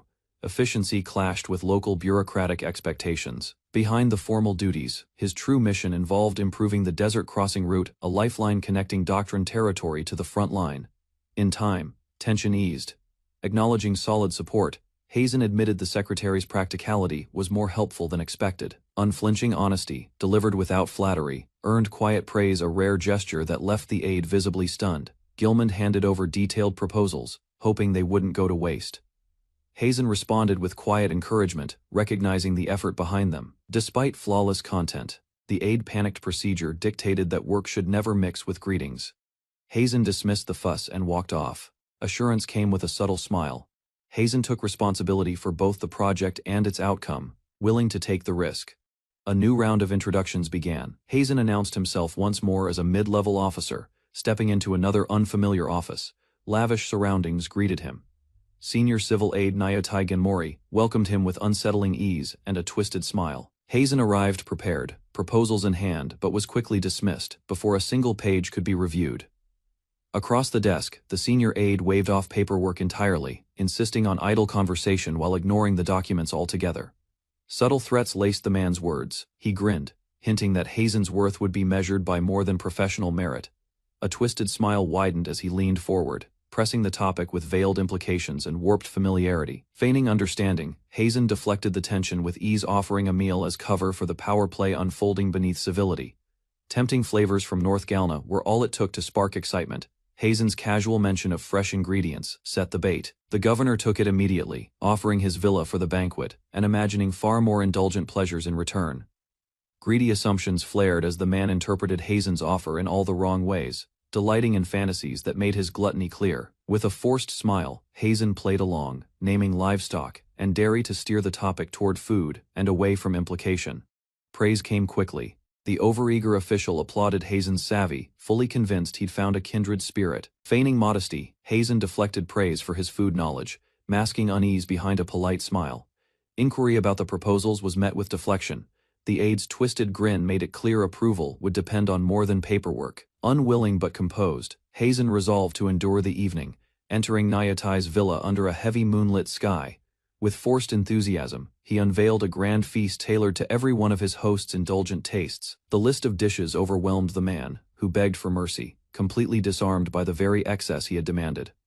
Confusion turned to cold denial as Hazen clarified. There were no women present after all, none had been specifically requested. Rage followed swiftly. The aide exploded, accusing Hazen of missing obvious coded intentions behind their earlier conversation. Tempers flared further. Slaps rained down as the man blamed Hazen for wasting his time and costing him a meeting with his superior. Under pressure, Hazen promised to arrange companions while quietly noting the man's hypocrisy he hadn't stopped eating. Alone again, Hazen reflected on the reality of the place. Corruption, greed, and injustice were not surprising but worse than anticipated. With a cold smile, Hazen finalized his plan. Target identified, he began by putting Naotai Ganmori at the top of his list. After a brief exchange, Hazen exited the room with firm resolve behind the door. Emma had been waiting, clearly anxious. When confronted, she defended her presence, insisting it stemmed from genuine concern. While walking through the corridor, Hazen discovered that the acting governor already held him in contempt. Despite it being his first day, Emma pointed out the governor's rank, the most powerful figure at this base, and warned of his domineering presence. Unfazed, Hazen acknowledged the challenge. Though the superior was known for his roundabout nature, he remained confident in handling him. Standing before the desk, Hazen reflected on his reception. He suspected that arriving without a bribe had cost him favor. Though he believed evaluations should be grounded in merit. Rather than deny it, he accepted the unfair posting. Emma questioned his lack of ambition, but Hazen viewed promotion as just one part of a greater purpose. As they passed through a dim corridor, Emma warned him of the corruption rotting the capital from within. With calm determination, he promised to produce results and return quickly. Arriving at the villa, Hazen burst in energetically, greeting Naotai with exaggerated cheer. With a theatrical gesture, Hazen presented a group of starving, ragged civilians. He ordered them to eat freely, turning to the stunned official with a sharp remark. These were the people suffering under his leadership. Trembling with fury, the governor slammed the table. Clutching a wine bottle, he demanded to know what Hazen was plotting. Enraged, the man barked out an execution order, calling guards to eliminate the insolent newcomer on the spot. Remaining composed, Hazen slowly drew his blade as the guards lunged toward him, ready to retaliate without hesitation. With swift, calculated strikes, Hazen disarmed the charging guards. The overwhelming speed sent the drunken governor tumbling backward in shock. Amid the chaos, frightened women flinched. Yet even in the face of danger, they watched as Hazen swiftly incapacitated the attackers without pause. His gloved hand slammed into the governor's face, silencing any protests. The room fell into stunned silence. He condemned the man's cruelty, pointing to the starving civilians as proof. Though unexpected, the confrontation marked Hazen's forceful debut. After the dust settled, one woman hesitantly stepped forward. When asked her name, she answered softly, Kiana. Gazar leapt into action at Hazen's command. Though he grumbled about his superior's intensity, With a confident grin, Hazen declared that Kiana and the others would now live as bandits, a decision that stunned everyone present. Protests erupted, but Hazen casually assigned Gazar as their new leader, leaving no room for argument. He outlined the cover story: the starving civilians had raided the villa and captured the corrupt governor. Their crimes would be justified by the cruelty they endured. As the bound official was beaten, Hazen dismissed his outrage, stripping him of stolen wealth with cold efficiency. The governor scoffed at Hazen's plan, claiming there was no evidence to tie him to any wrongdoing. With arms folded, he added that even if it hadn't, he could fabricate proof so damning that the man's own family would disown him. Sweat trickled down the official's face. He tried to laugh it off, questioning who would believe such slander. Hazen's expression didn't waver. He simply stated the truth. Everyone would believe it, because it aligned with the governor's reputation. Cornered, the man broke. He promised to reform, use his wealth to aid the poor, and govern for the people. Hazen clapped his hands and ordered the group to split up, instructing them to haul out the valuables along with the disgraced official. With a twisted grin, he clarified his earlier words. "I'll consider it." Positively was nothing more than code. The governor fumed, claiming no one could interpret such hidden meaning. Hazen coldly responded that even after consideration, he still offered no mercy. He explained that he couldn't understand the mindset of a man driven by depravity. Later that night, Gazar watched the aftermath with a drink in hand. He muttered about Hazen's uncanny talent for landing in chaotic assignments. Hazen surveyed the region's grim reality. Excessive taxation, hoarding, and corruption had left citizens drained. Gazar scoffed at the dysfunction, remarking that losing a war to internal power struggles would be laughable. Kiana approached, trembling, to report that everything was packed. Hazen acknowledged her with a nod, unamused by how obvious the situation had become. He issued orders to sell off the seized goods through a merchant and ensure the women were trained for useful roles within months. Curious, questioned Hazen's next move. Hazen simply brushed it off, critiquing the crude phrasing of pulling something off. Plans were laid out: dismantling corruption, restoring supply lines to Lyld, and addressing the regional drought. Progress hinged on intel being gathered. With unwavering confidence, Hazen set a timeline. All objectives would be completed within 6 months. After entering the office, Hazen is greeted by Gilmand, who appears unusually energetic. Upon inspecting Gilmand's condition, Hazen discovers he stayed up all night handling paperwork.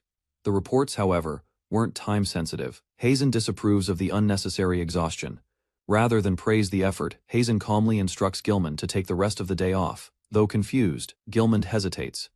Hazen warns that heavier workloads may come, so stamina must be preserved. Gilmand nods and exits slowly. Wandering through the hallway, Gilmand reflects on the rare break. Suddenly, a child running by catches his attention. Gilmand stumbles upon a girl in the hallway and questions her presence. She calmly responds, catching him off guard with her confidence. Before he can react, Hazen enters and introduces the girl as Yan, his personal secretary. Her bright greeting leaves Gilmand stunned by her age. As Yan departs, Hazen reassures Gilmand that his abilities are solid, but reminds him not to compare himself with someone as exceptional as her. Yan reports her findings with ease, while pouting about Hazen treating others more kindly than her. Effortlessly, she explains her methods. Even Hazen is left impressed by her accuracy and speed. While examining a map, Hazen notes that all supply routes are inefficient detours. Yan, puzzled by his gaze, backs away nervously. They discuss the desert's lack of a direct route. Hazen points out the challenge of transporting water. Despite her concern, Hazen proposes using magic to make it rain. Yan doubts the practicality of relying on unpredictable weather. She reveals the Empire lacks magical tools for such feats. Still, witnessing the people's struggles pushes her to believe in a solution. Hazen recognizes her resolve. An oasis, he concludes, could bring both relief and stability to the suffering land. Efforts to build an oasis face a setback without a proper foundation. Any rain summoned would vanish.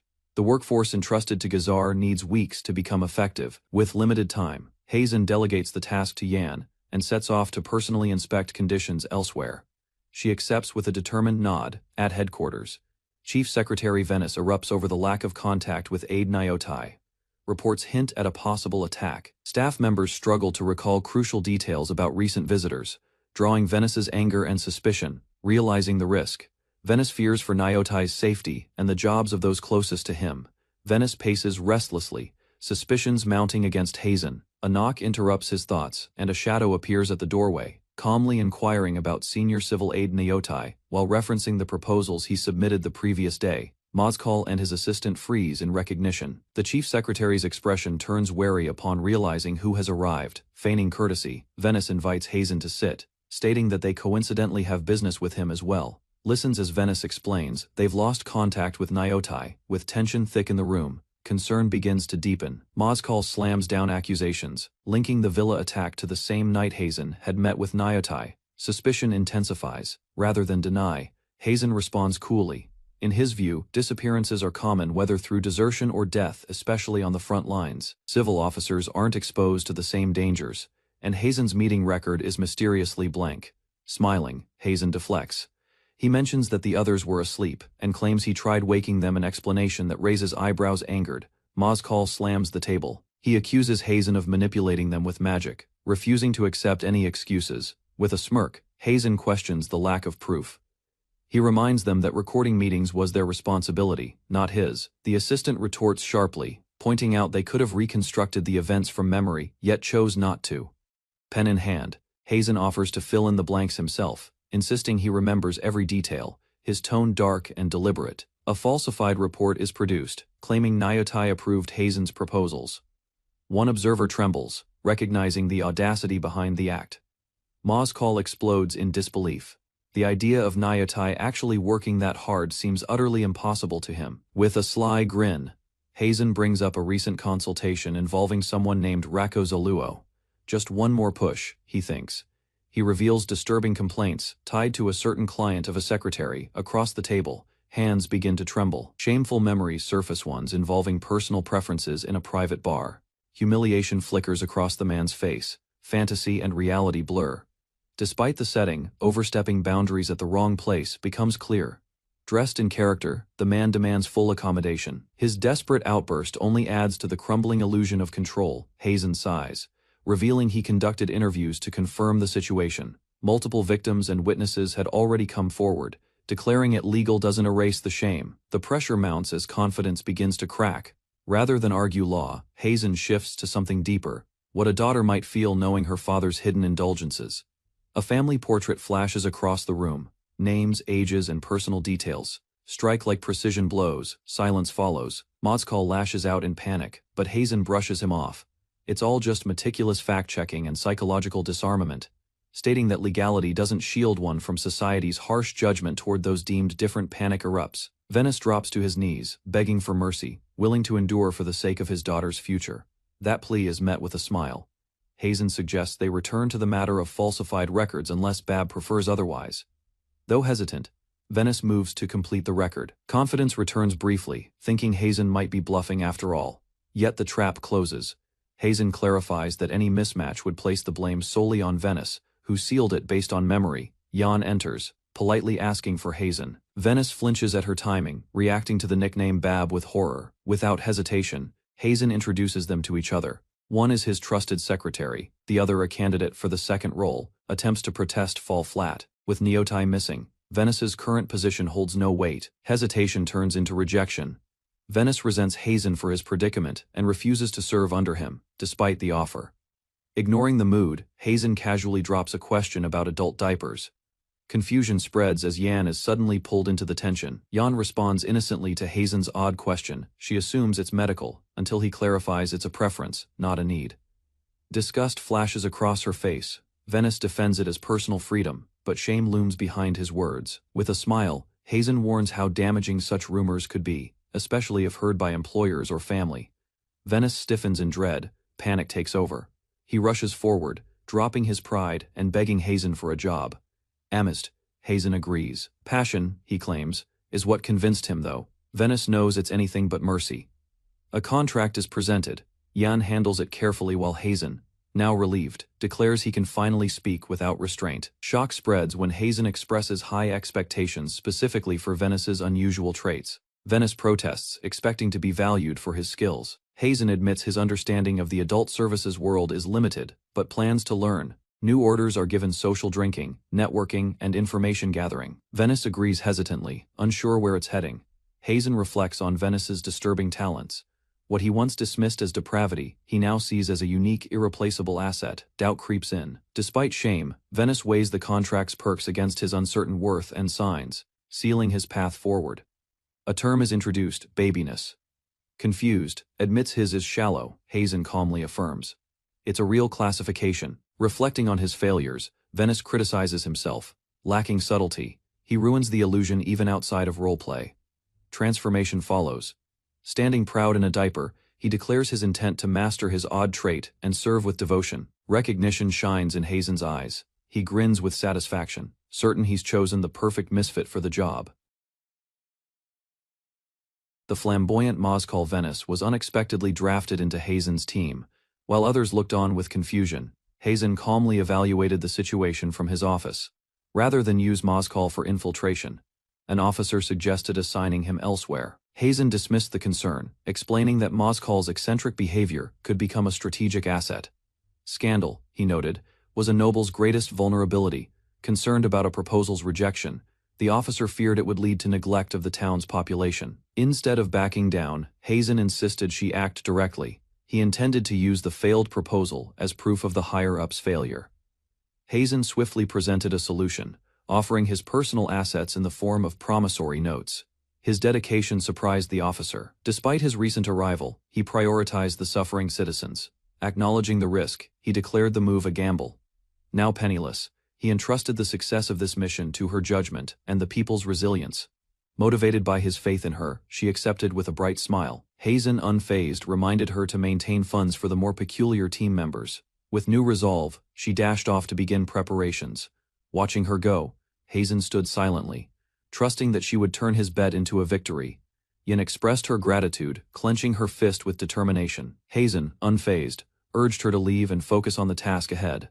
She sprinted down the hallway with excitement, shouting her resolve while others paused to watch her energetic departure. Watching her enthusiasm, a concerned officer questioned Hazen's decision, wondering if he was burdening Yan too heavily, both physically and emotionally.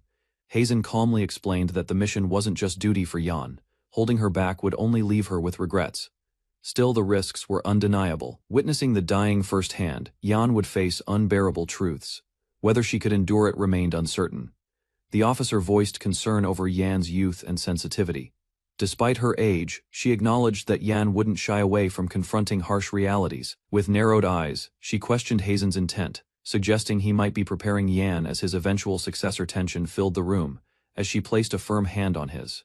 Her expression grew serious, asking him to remember something important. She reminded Hazen that no matter how skilled Yan was, she could never replace him. Hazen offered reassurance with calm conviction. He had no plans to make Yan his substitute, only faith in her strength and his own decision. A new letter arrived swiftly, surprising Hazen with its contents. The funds detailed inside far exceeded expectations. Hazen was stunned. Nandal had sent enough to sustain them for an entire month back at the supply hub. Nandal personally handled crates.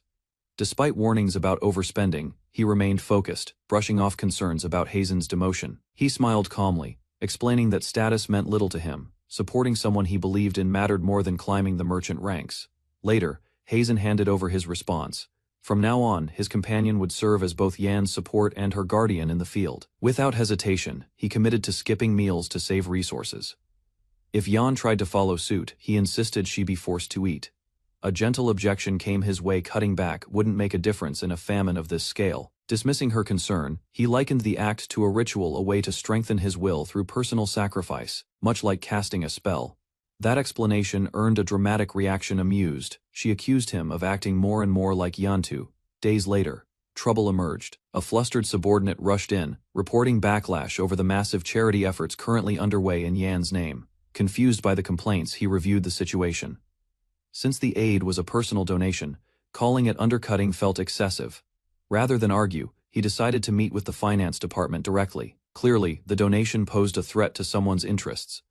As they walked through the corridors, his subordinate hesitated, calling his name. Curiosity prompted a simple reply, "What is it?" With some hesitation, the junior officer admitted his belief. Doing right didn't guarantee success, even if intentions were noble. Arriving at the finance department, tension hung in the air, especially here. Justice rarely found solid ground. A quiet assurance broke the tension. Confidence, he said, was essential when standing for what one believed was right. Inside the finance office, tension rose. His explanation about using personal assets clashed with Gumino's demand for bureaucratic control over aid distribution. Anger spilled over as the official ranted about procedure and decorum. Accusations of idealism were thrown like weapons across the room. Unshaken, Hazen pointed to the worsening city conditions. Aid wasn't about virtue signaling. It was a necessity the finance department clearly wasn't fulfilling. That remark landed hard. The official's expression twitched with disbelief, struggling to process the direct criticism leveled against his department. A cheerful response broke the tension. His words had been understood, and that was enough for him. The finance officer stiffened, trying to regain control.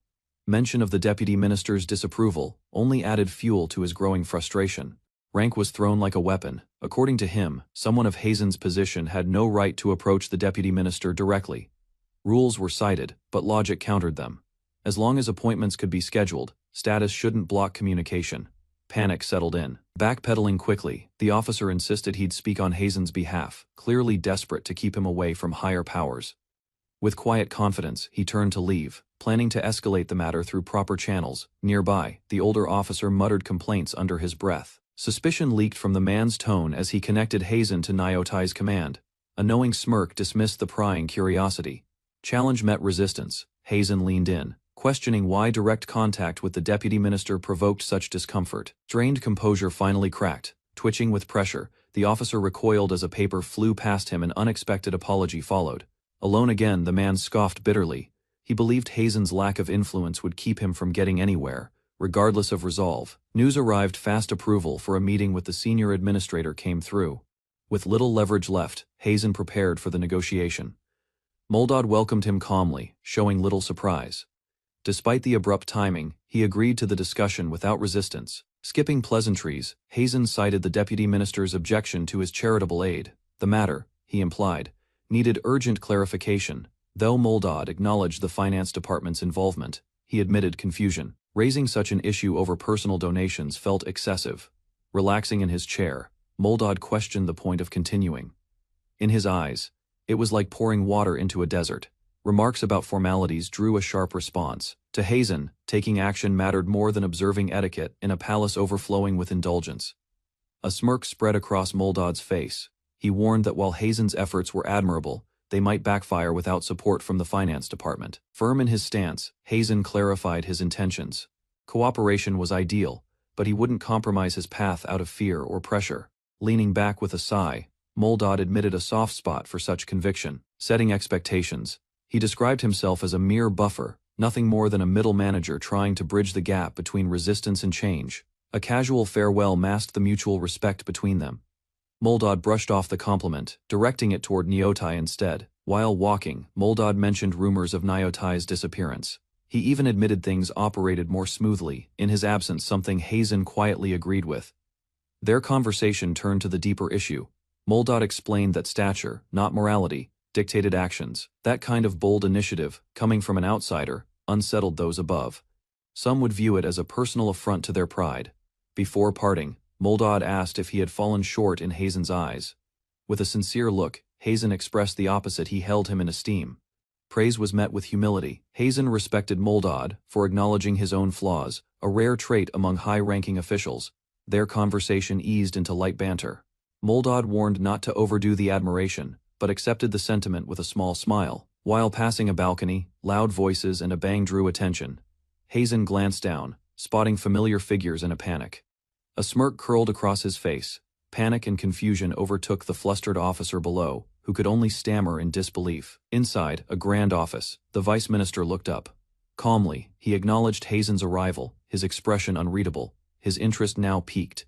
Recognition came quickly. The vice minister identified Hazen as the man who used his own fortune to help the people just as Gumino burst in. Calmly, Hazen confirmed the act. He asked if his actions had caused offense, to which the vice minister replied, it wasn't his place to judge personal donations. Confusion soon followed.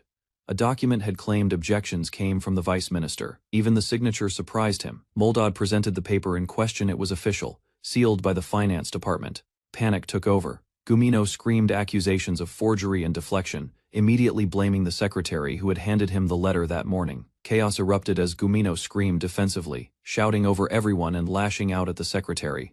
Moldad simply noted the paperwork still bore his name.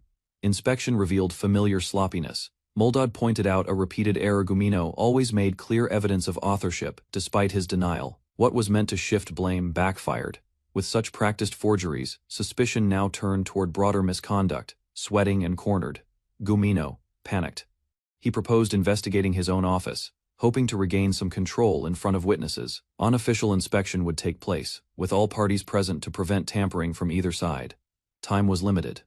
Moldad allowed 10 minutes for the investigation, prompting Hazen and Gilman to begin searching immediately. Movements didn't go unnoticed. Hazen instructed Gilman to examine the spot Gumino had instinctively watched, while he checked elsewhere with quiet certainty. Disguises unraveled fast. Duplicate documents and forged seals were uncovered beneath a hidden compartment, confirming suspicions. Hazen kept going. Another concealed drawer clicked open just as Gumino lunged forward in desperation, trying to halt the search. While Gumino screamed and confessed, Hazen calmly confirmed the final piece of evidence had been found. A hidden contract revealed evidence of slave trading. Hazen declared it enough, and an immediate order was given to detain Gumino, restrained on the floor. Gumino shouted denial, insisting he had no involvement. His panic only deepened suspicion. The search had always aimed to expose Gumino's crimes.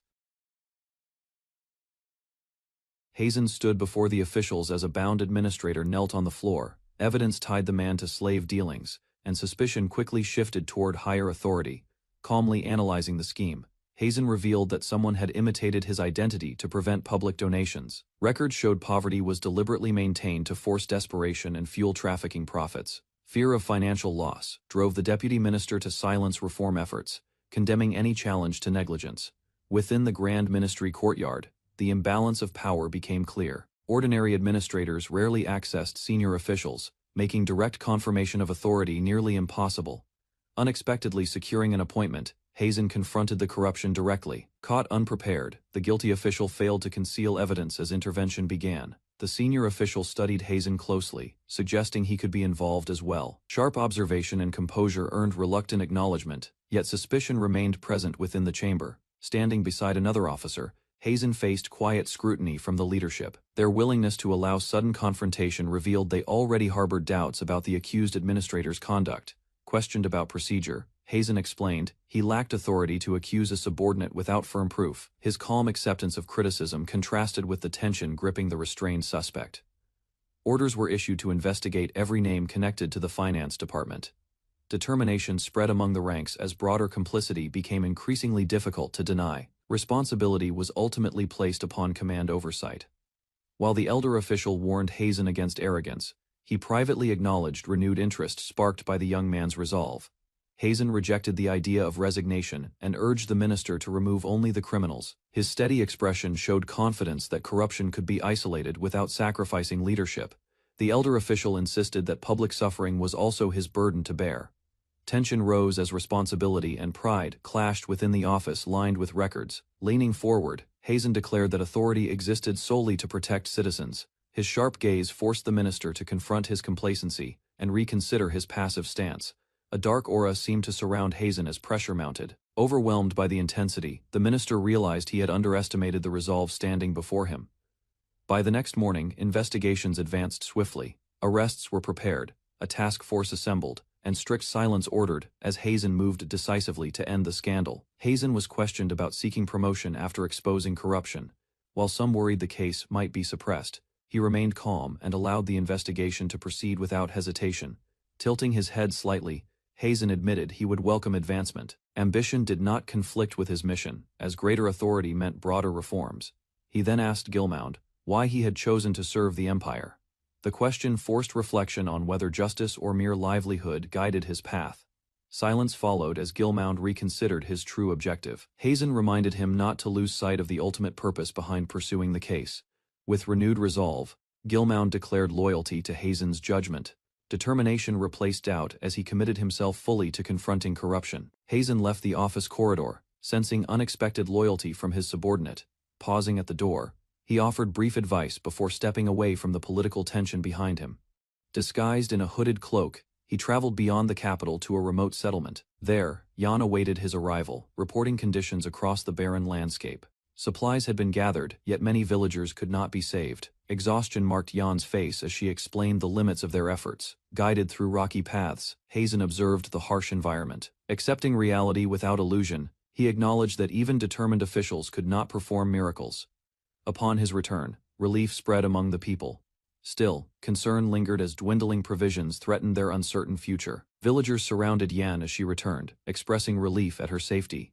Their worn faces showed gratitude toward the one who had brought them hope during hardship.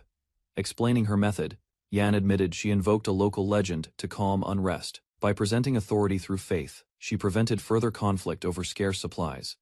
Rumors quickly spread across the settlement after strength was displayed to stop violence.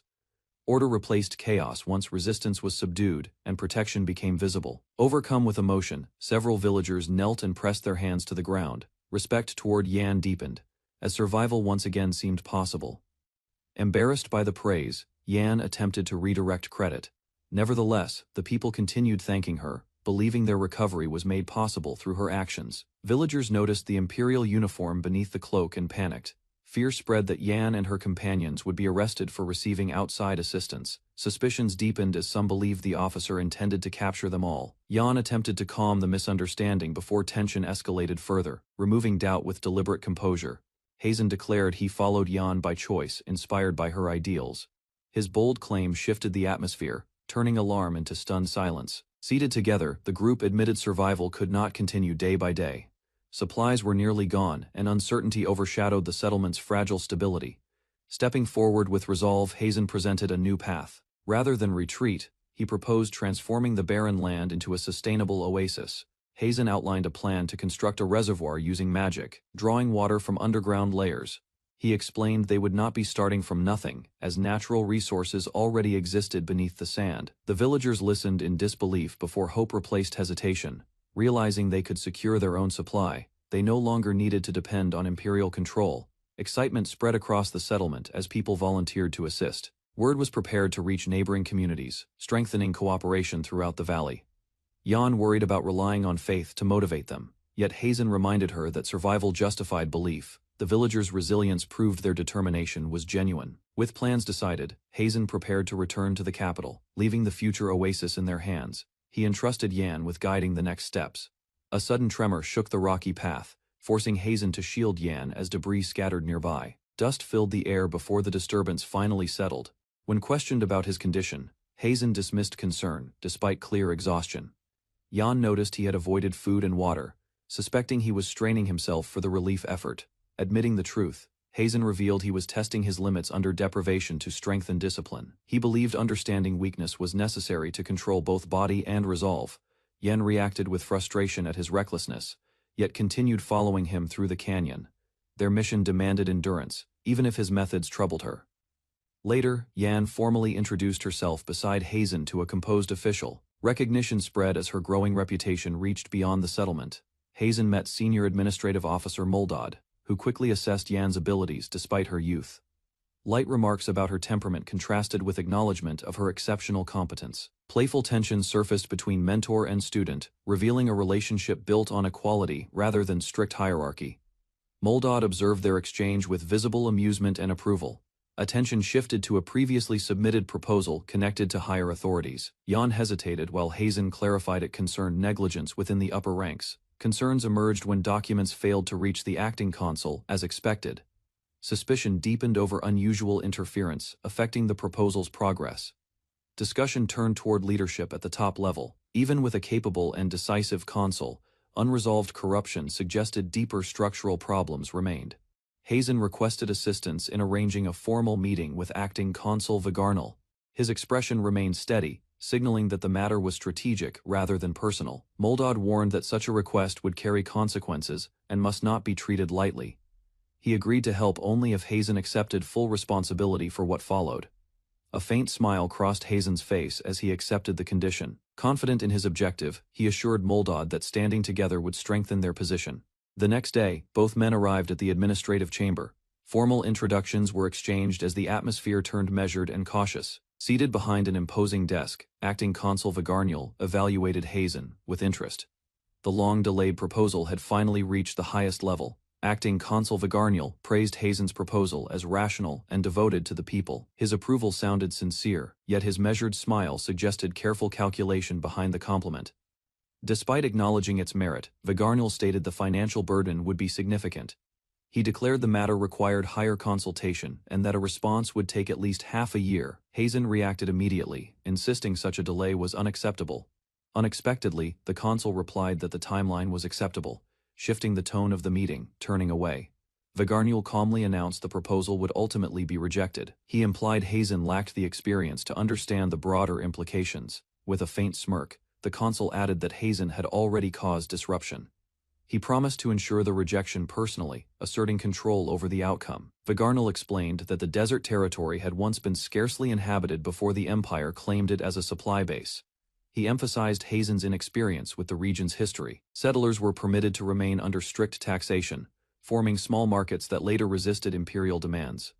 After suppression, they were allowed to stay through the emperor's supposed generosity. Addressing Hazen directly, Vigarnial argued that citizens must survive, but never flourish.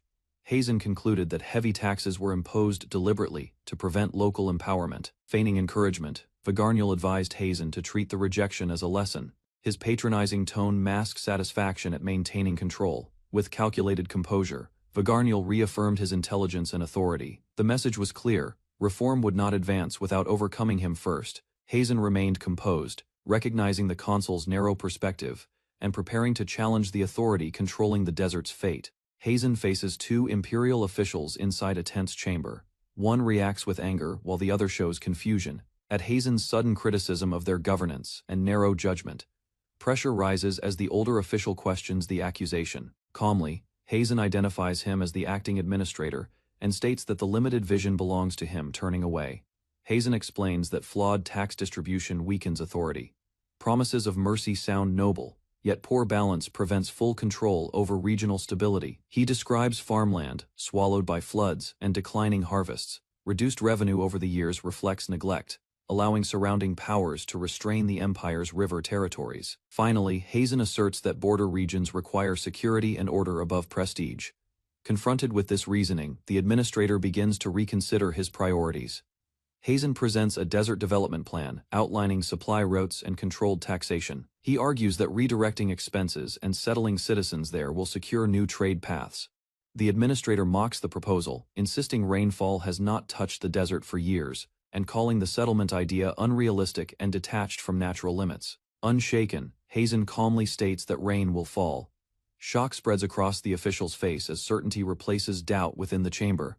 He describes caravans crossing the sands, markets forming, and foreign trade expanding without heavy tolls. Prosperity, he claims, would replace stagnation and revive opportunity. Faced with unwavering resolve, the administrator warns that failure will not be forgiven. Hazen accepts the risk, prepared to stake everything on his strategy. The administrator laughs bitterly, accusing Hazen of overstepping authority and resenting criticism. Hazen remains composed, implying that exposed truths have unsettled him. Irritation deepens as the official turns away, struggling to maintain control. Hazen stands firm, allowing the tension to thicken without retreat. Suddenly, the administrator points accusingly, asserting dominance over his subordinates and rejecting any challenge to his command within the chamber. Hazen steps closer and sets a clear deadline of 2 months. He declares that results will force acknowledgement, leaving the official momentarily speechless. With calm confidence, Hazen concludes that narrow vision prevents understanding. The administrator watches in frustration as certainty shifts decisively beyond his grasp. Guards seize the administrator as he shouts in fury. Hazen remains still while another official restrains the outburst and removes him from the chamber. After the commotion ends, Hazen calmly states that unnecessary words were spoken in that office. The blonde subordinate collapses into despair, believing everything is finished. Overwhelmed, the subordinate reflects on his failures as acting administrator. He admits his methods required adjustment and recognizes truth in Hazen's criticism. Hazen leans forward respectfully, suggesting that emotion toward newcomers clouded judgment. The subordinate struggles to respond, conflicted between pride and acceptance. Later, quiet acknowledgement settles in. The subordinate concedes that relying on Hazen's proposal has become unavoidable. Hazen praises the blonde administrator's ability, acknowledging his merit as a superior. He admits he pushed forcefully because compromise would have diluted necessary reform. Extending a gloved hand, Hazen proposes cooperation toward a shared objective. The administrator questions whether trust can survive such confrontation. Confidence fills Hazen's expression as he assures stability. He states clearly that he never fights battles he cannot win. Elsewhere, celebration erupts among supporters who hail Hazen's leadership. Night falls over the city as excitement spreads through the streets. Later, in a quiet corridor, a man pauses before entering a room inside. A young girl watches as Hazen calmly continues writing. Focused on his plans, Hazen turns toward the anxious girl who calls him master. Fatigue shows on his face, yet he reassures her calmly and asks what troubles her. Inside the room she begs him to eat, revealing he has avoided meals for many days. Hazen resists at first but accepts her concern. Soon after, a merchant named Morkel reports at night. Hazen listens carefully as updates about progress and financial matters are delivered. Acknowledging the timing, Hazen warns that midterm results are essential. He instructs Morkel to remain prepared before stepping out toward the frontier. Under the moonlight, Hazen rides across the desert with a companion. Below the dunes, gathered forces wait around a fire as planned. Under the moonlight, desert leaders welcome Hazen's arrival. They express gratitude for coming to such barren land and question how he gathered so many followers. Their elder explains that only they understand how to survive the desert. They have endured hunger while protecting their herds, accepting hardship as fate. One by one, the tribespeople kneel and offer their loyalty. They declare willingness to devote everything to the Holy Maiden if it ensures survival. The young girl steps forward and refuses blind submission. She reminds the elder of an old promise and says she has a request meant only for them. Suddenly, a massive structure rises from the sand. Hazen admits he constructed it earlier, leaving the tribes stunned as hope replaces despair. The girl explains that the structure is artificial and requires careful management. She asks the tribes to settle and build a town around the raider for shared benefit. Elders doubt her claim, insisting the desert has not seen rain for many years. They struggle to believe water could gather in such lifeless sand. Standing beneath the darkened moon, she declares rain will fall for several days. She reaches out and asks them to trust her.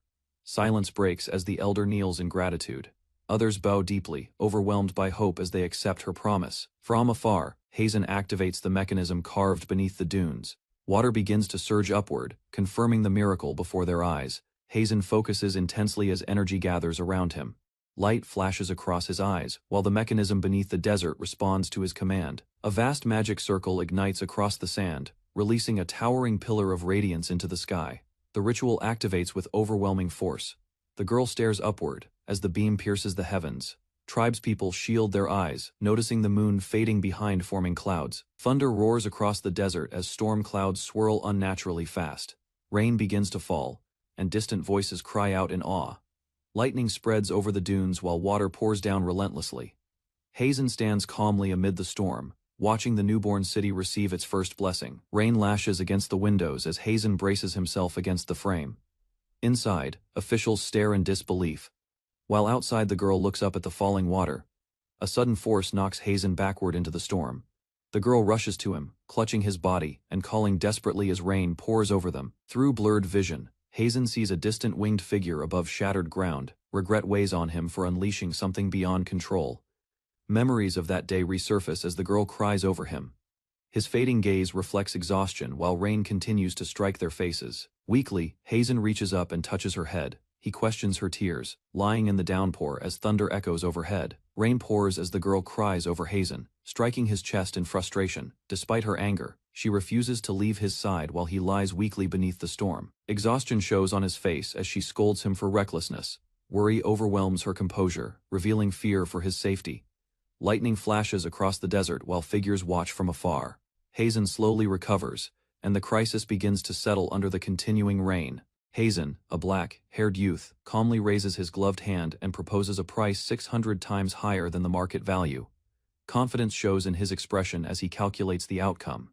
Across from him, a wealthy merchant trembles, while golden coins fill his thoughts. Sweat runs down his face as the weight of the offer sinks in. Far away, beyond the dark sea once thought impassable, a monstrous creature emerges, threatening the land where a renowned mage once lived. The mage activates a massive magic circle, releasing a fierce beast. Soldiers scatter in panic as destruction spreads. Amid the chaos, the creature crashes down while people flee desperately, unable to withstand its overwhelming power. In a remote farming village, a hooded mage arrives, while several young men question him. Suspicion lingers, yet the mage remains composed as he observes the area stepping forward. He channels magic through a precise circle formed in his palm. Energy gathers and releases in a controlled burst, drawing attention from nearby villagers. Not far away, Hazen, a black-haired youth, manipulates small stones with steady focus. He studies their motion carefully, unaware that someone is watching his talent. The hooded figure approaches and evaluates the boy's ability. Interest replaces doubt as he recognizes rare potential hidden in the countryside. With deliberate movement, the mage demonstrates greater power and makes a firm decision to take Hazen away for training. The hooded mage raises a finger and proposes speaking with Hazen's parents. First, villagers react loudly, unsettled by his sudden authority. By evening, Hazen stands beside his mother as the mage explains the boy's rare talent. Doubt fills the room, yet the mage insists the city is where Hazen belongs. Night settles over the village. The mage instructs them to prepare, showing no urgency while securing lodging nearby. Inside a quiet house, he reviews documents and reflects on the region's recent illness, considering its cause with measured thought. The following day, he walks through the village again, calmly reaffirming his decision to take Hazen away for proper training. The hooded mage studies the villagers and notices their repeated movements and hollow expressions. Patterns in their behavior reveal something unnatural controlling the settlement. Hazen speaks about the previous winter, when a spreading illness claimed many lives. Aid never arrived and only bandits visited afterward. His mother wonders if magic could have saved them. Hazen lowers his gaze, considering the possibility of learning healing arts. Moved by the child's resolve, the mage places a gloved hand on Hazen's head. Satisfaction replaces hesitation as he confirms the boy's potential. Soon after, they leave the village behind, passing fresh graves beneath silent trees, beginning the journey toward a different future. Under strict guidance, Hazen continues training as a young mage. His talent steadily improves, though his sister questions why their father pushes him so hard. Within the academy, Hazen studies tirelessly. His mentor watches with approval, believing magic should be used with pride and responsibility. Suddenly, his sister falls ill. Blood stains her lips as fear spreads through their home, shattering their peaceful routine. Days pass without rest as Hazen searches for a cure. Healing methods fail, and frustration grows while time runs short. Driven by desperation, he completes a dangerous medicine. Holding the vial with trembling resolve, Hazen believes this will save her life. The hooded mage studies the completed medicine and realizes it is not a cure. Its structure carries something far more dangerous than healing. The ritual behind it required human flesh and souls, forming a forbidden drug that grants unnatural immortality. The potion is destroyed before it reaches the girl, leaving only the altered boy behind. Years later, Hazen holds a glass calmly, reflecting on what he became. Magic shaped him into something beyond an ordinary person. Sitting alone, he concludes that mages are beings who cannot die or age normally, forced to watch others fade away. When asked whether he once wished to save someone, Hazen lowers his gaze and admits he had intended to kill. Instead, seated beneath dim lantern light, Hazen reflects that perhaps he once wished to become hope for someone. The girl listens quietly as he admits that such thoughts may have been excessive. He gently presses a gloved finger against her forehead and tells her she has done enough for the day. The child looks up at him with trust before growing drowsy. As she falls asleep against his chest, Hazen shields her from harsh truths. He decides she does not need to know everything yet. Suddenly, a small demon bursts into the room, disrupting the calm with frantic energy. Hazen remains composed and orders the intruder to return to the underworld, restoring silence once more. As the child sleeps against him, Hazen instructs the small demon to seal a portion of her memories. He watches carefully, aware that tampering with recollection will change her future. The demon presses a marked key against her forehead, suppressing the presence of the fallen archdemon within her. Fear flickers across the creature's face, yet it obeys. Dark mist gathers in Hazen's palm as he presents a blackened key to a silver-haired woman. He tells her to keep it safe. Rain falls over the woman's calm expression as she accepts the burden without hesitation. Later, beneath dim light, Hazen wonders if erasing everything would truly bring peace. As the girl sleeps peacefully, it is decided that erasing her memories is unnecessary. For now, she does not need to know the truth, and her growth will come through learning magic naturally. In The Rain, the silver-haired woman questions why the key must be entrusted to her. Hazen admits he may not remain by the girl's side in the future. He reflects that one day the girl may walk a different path and even stand against him.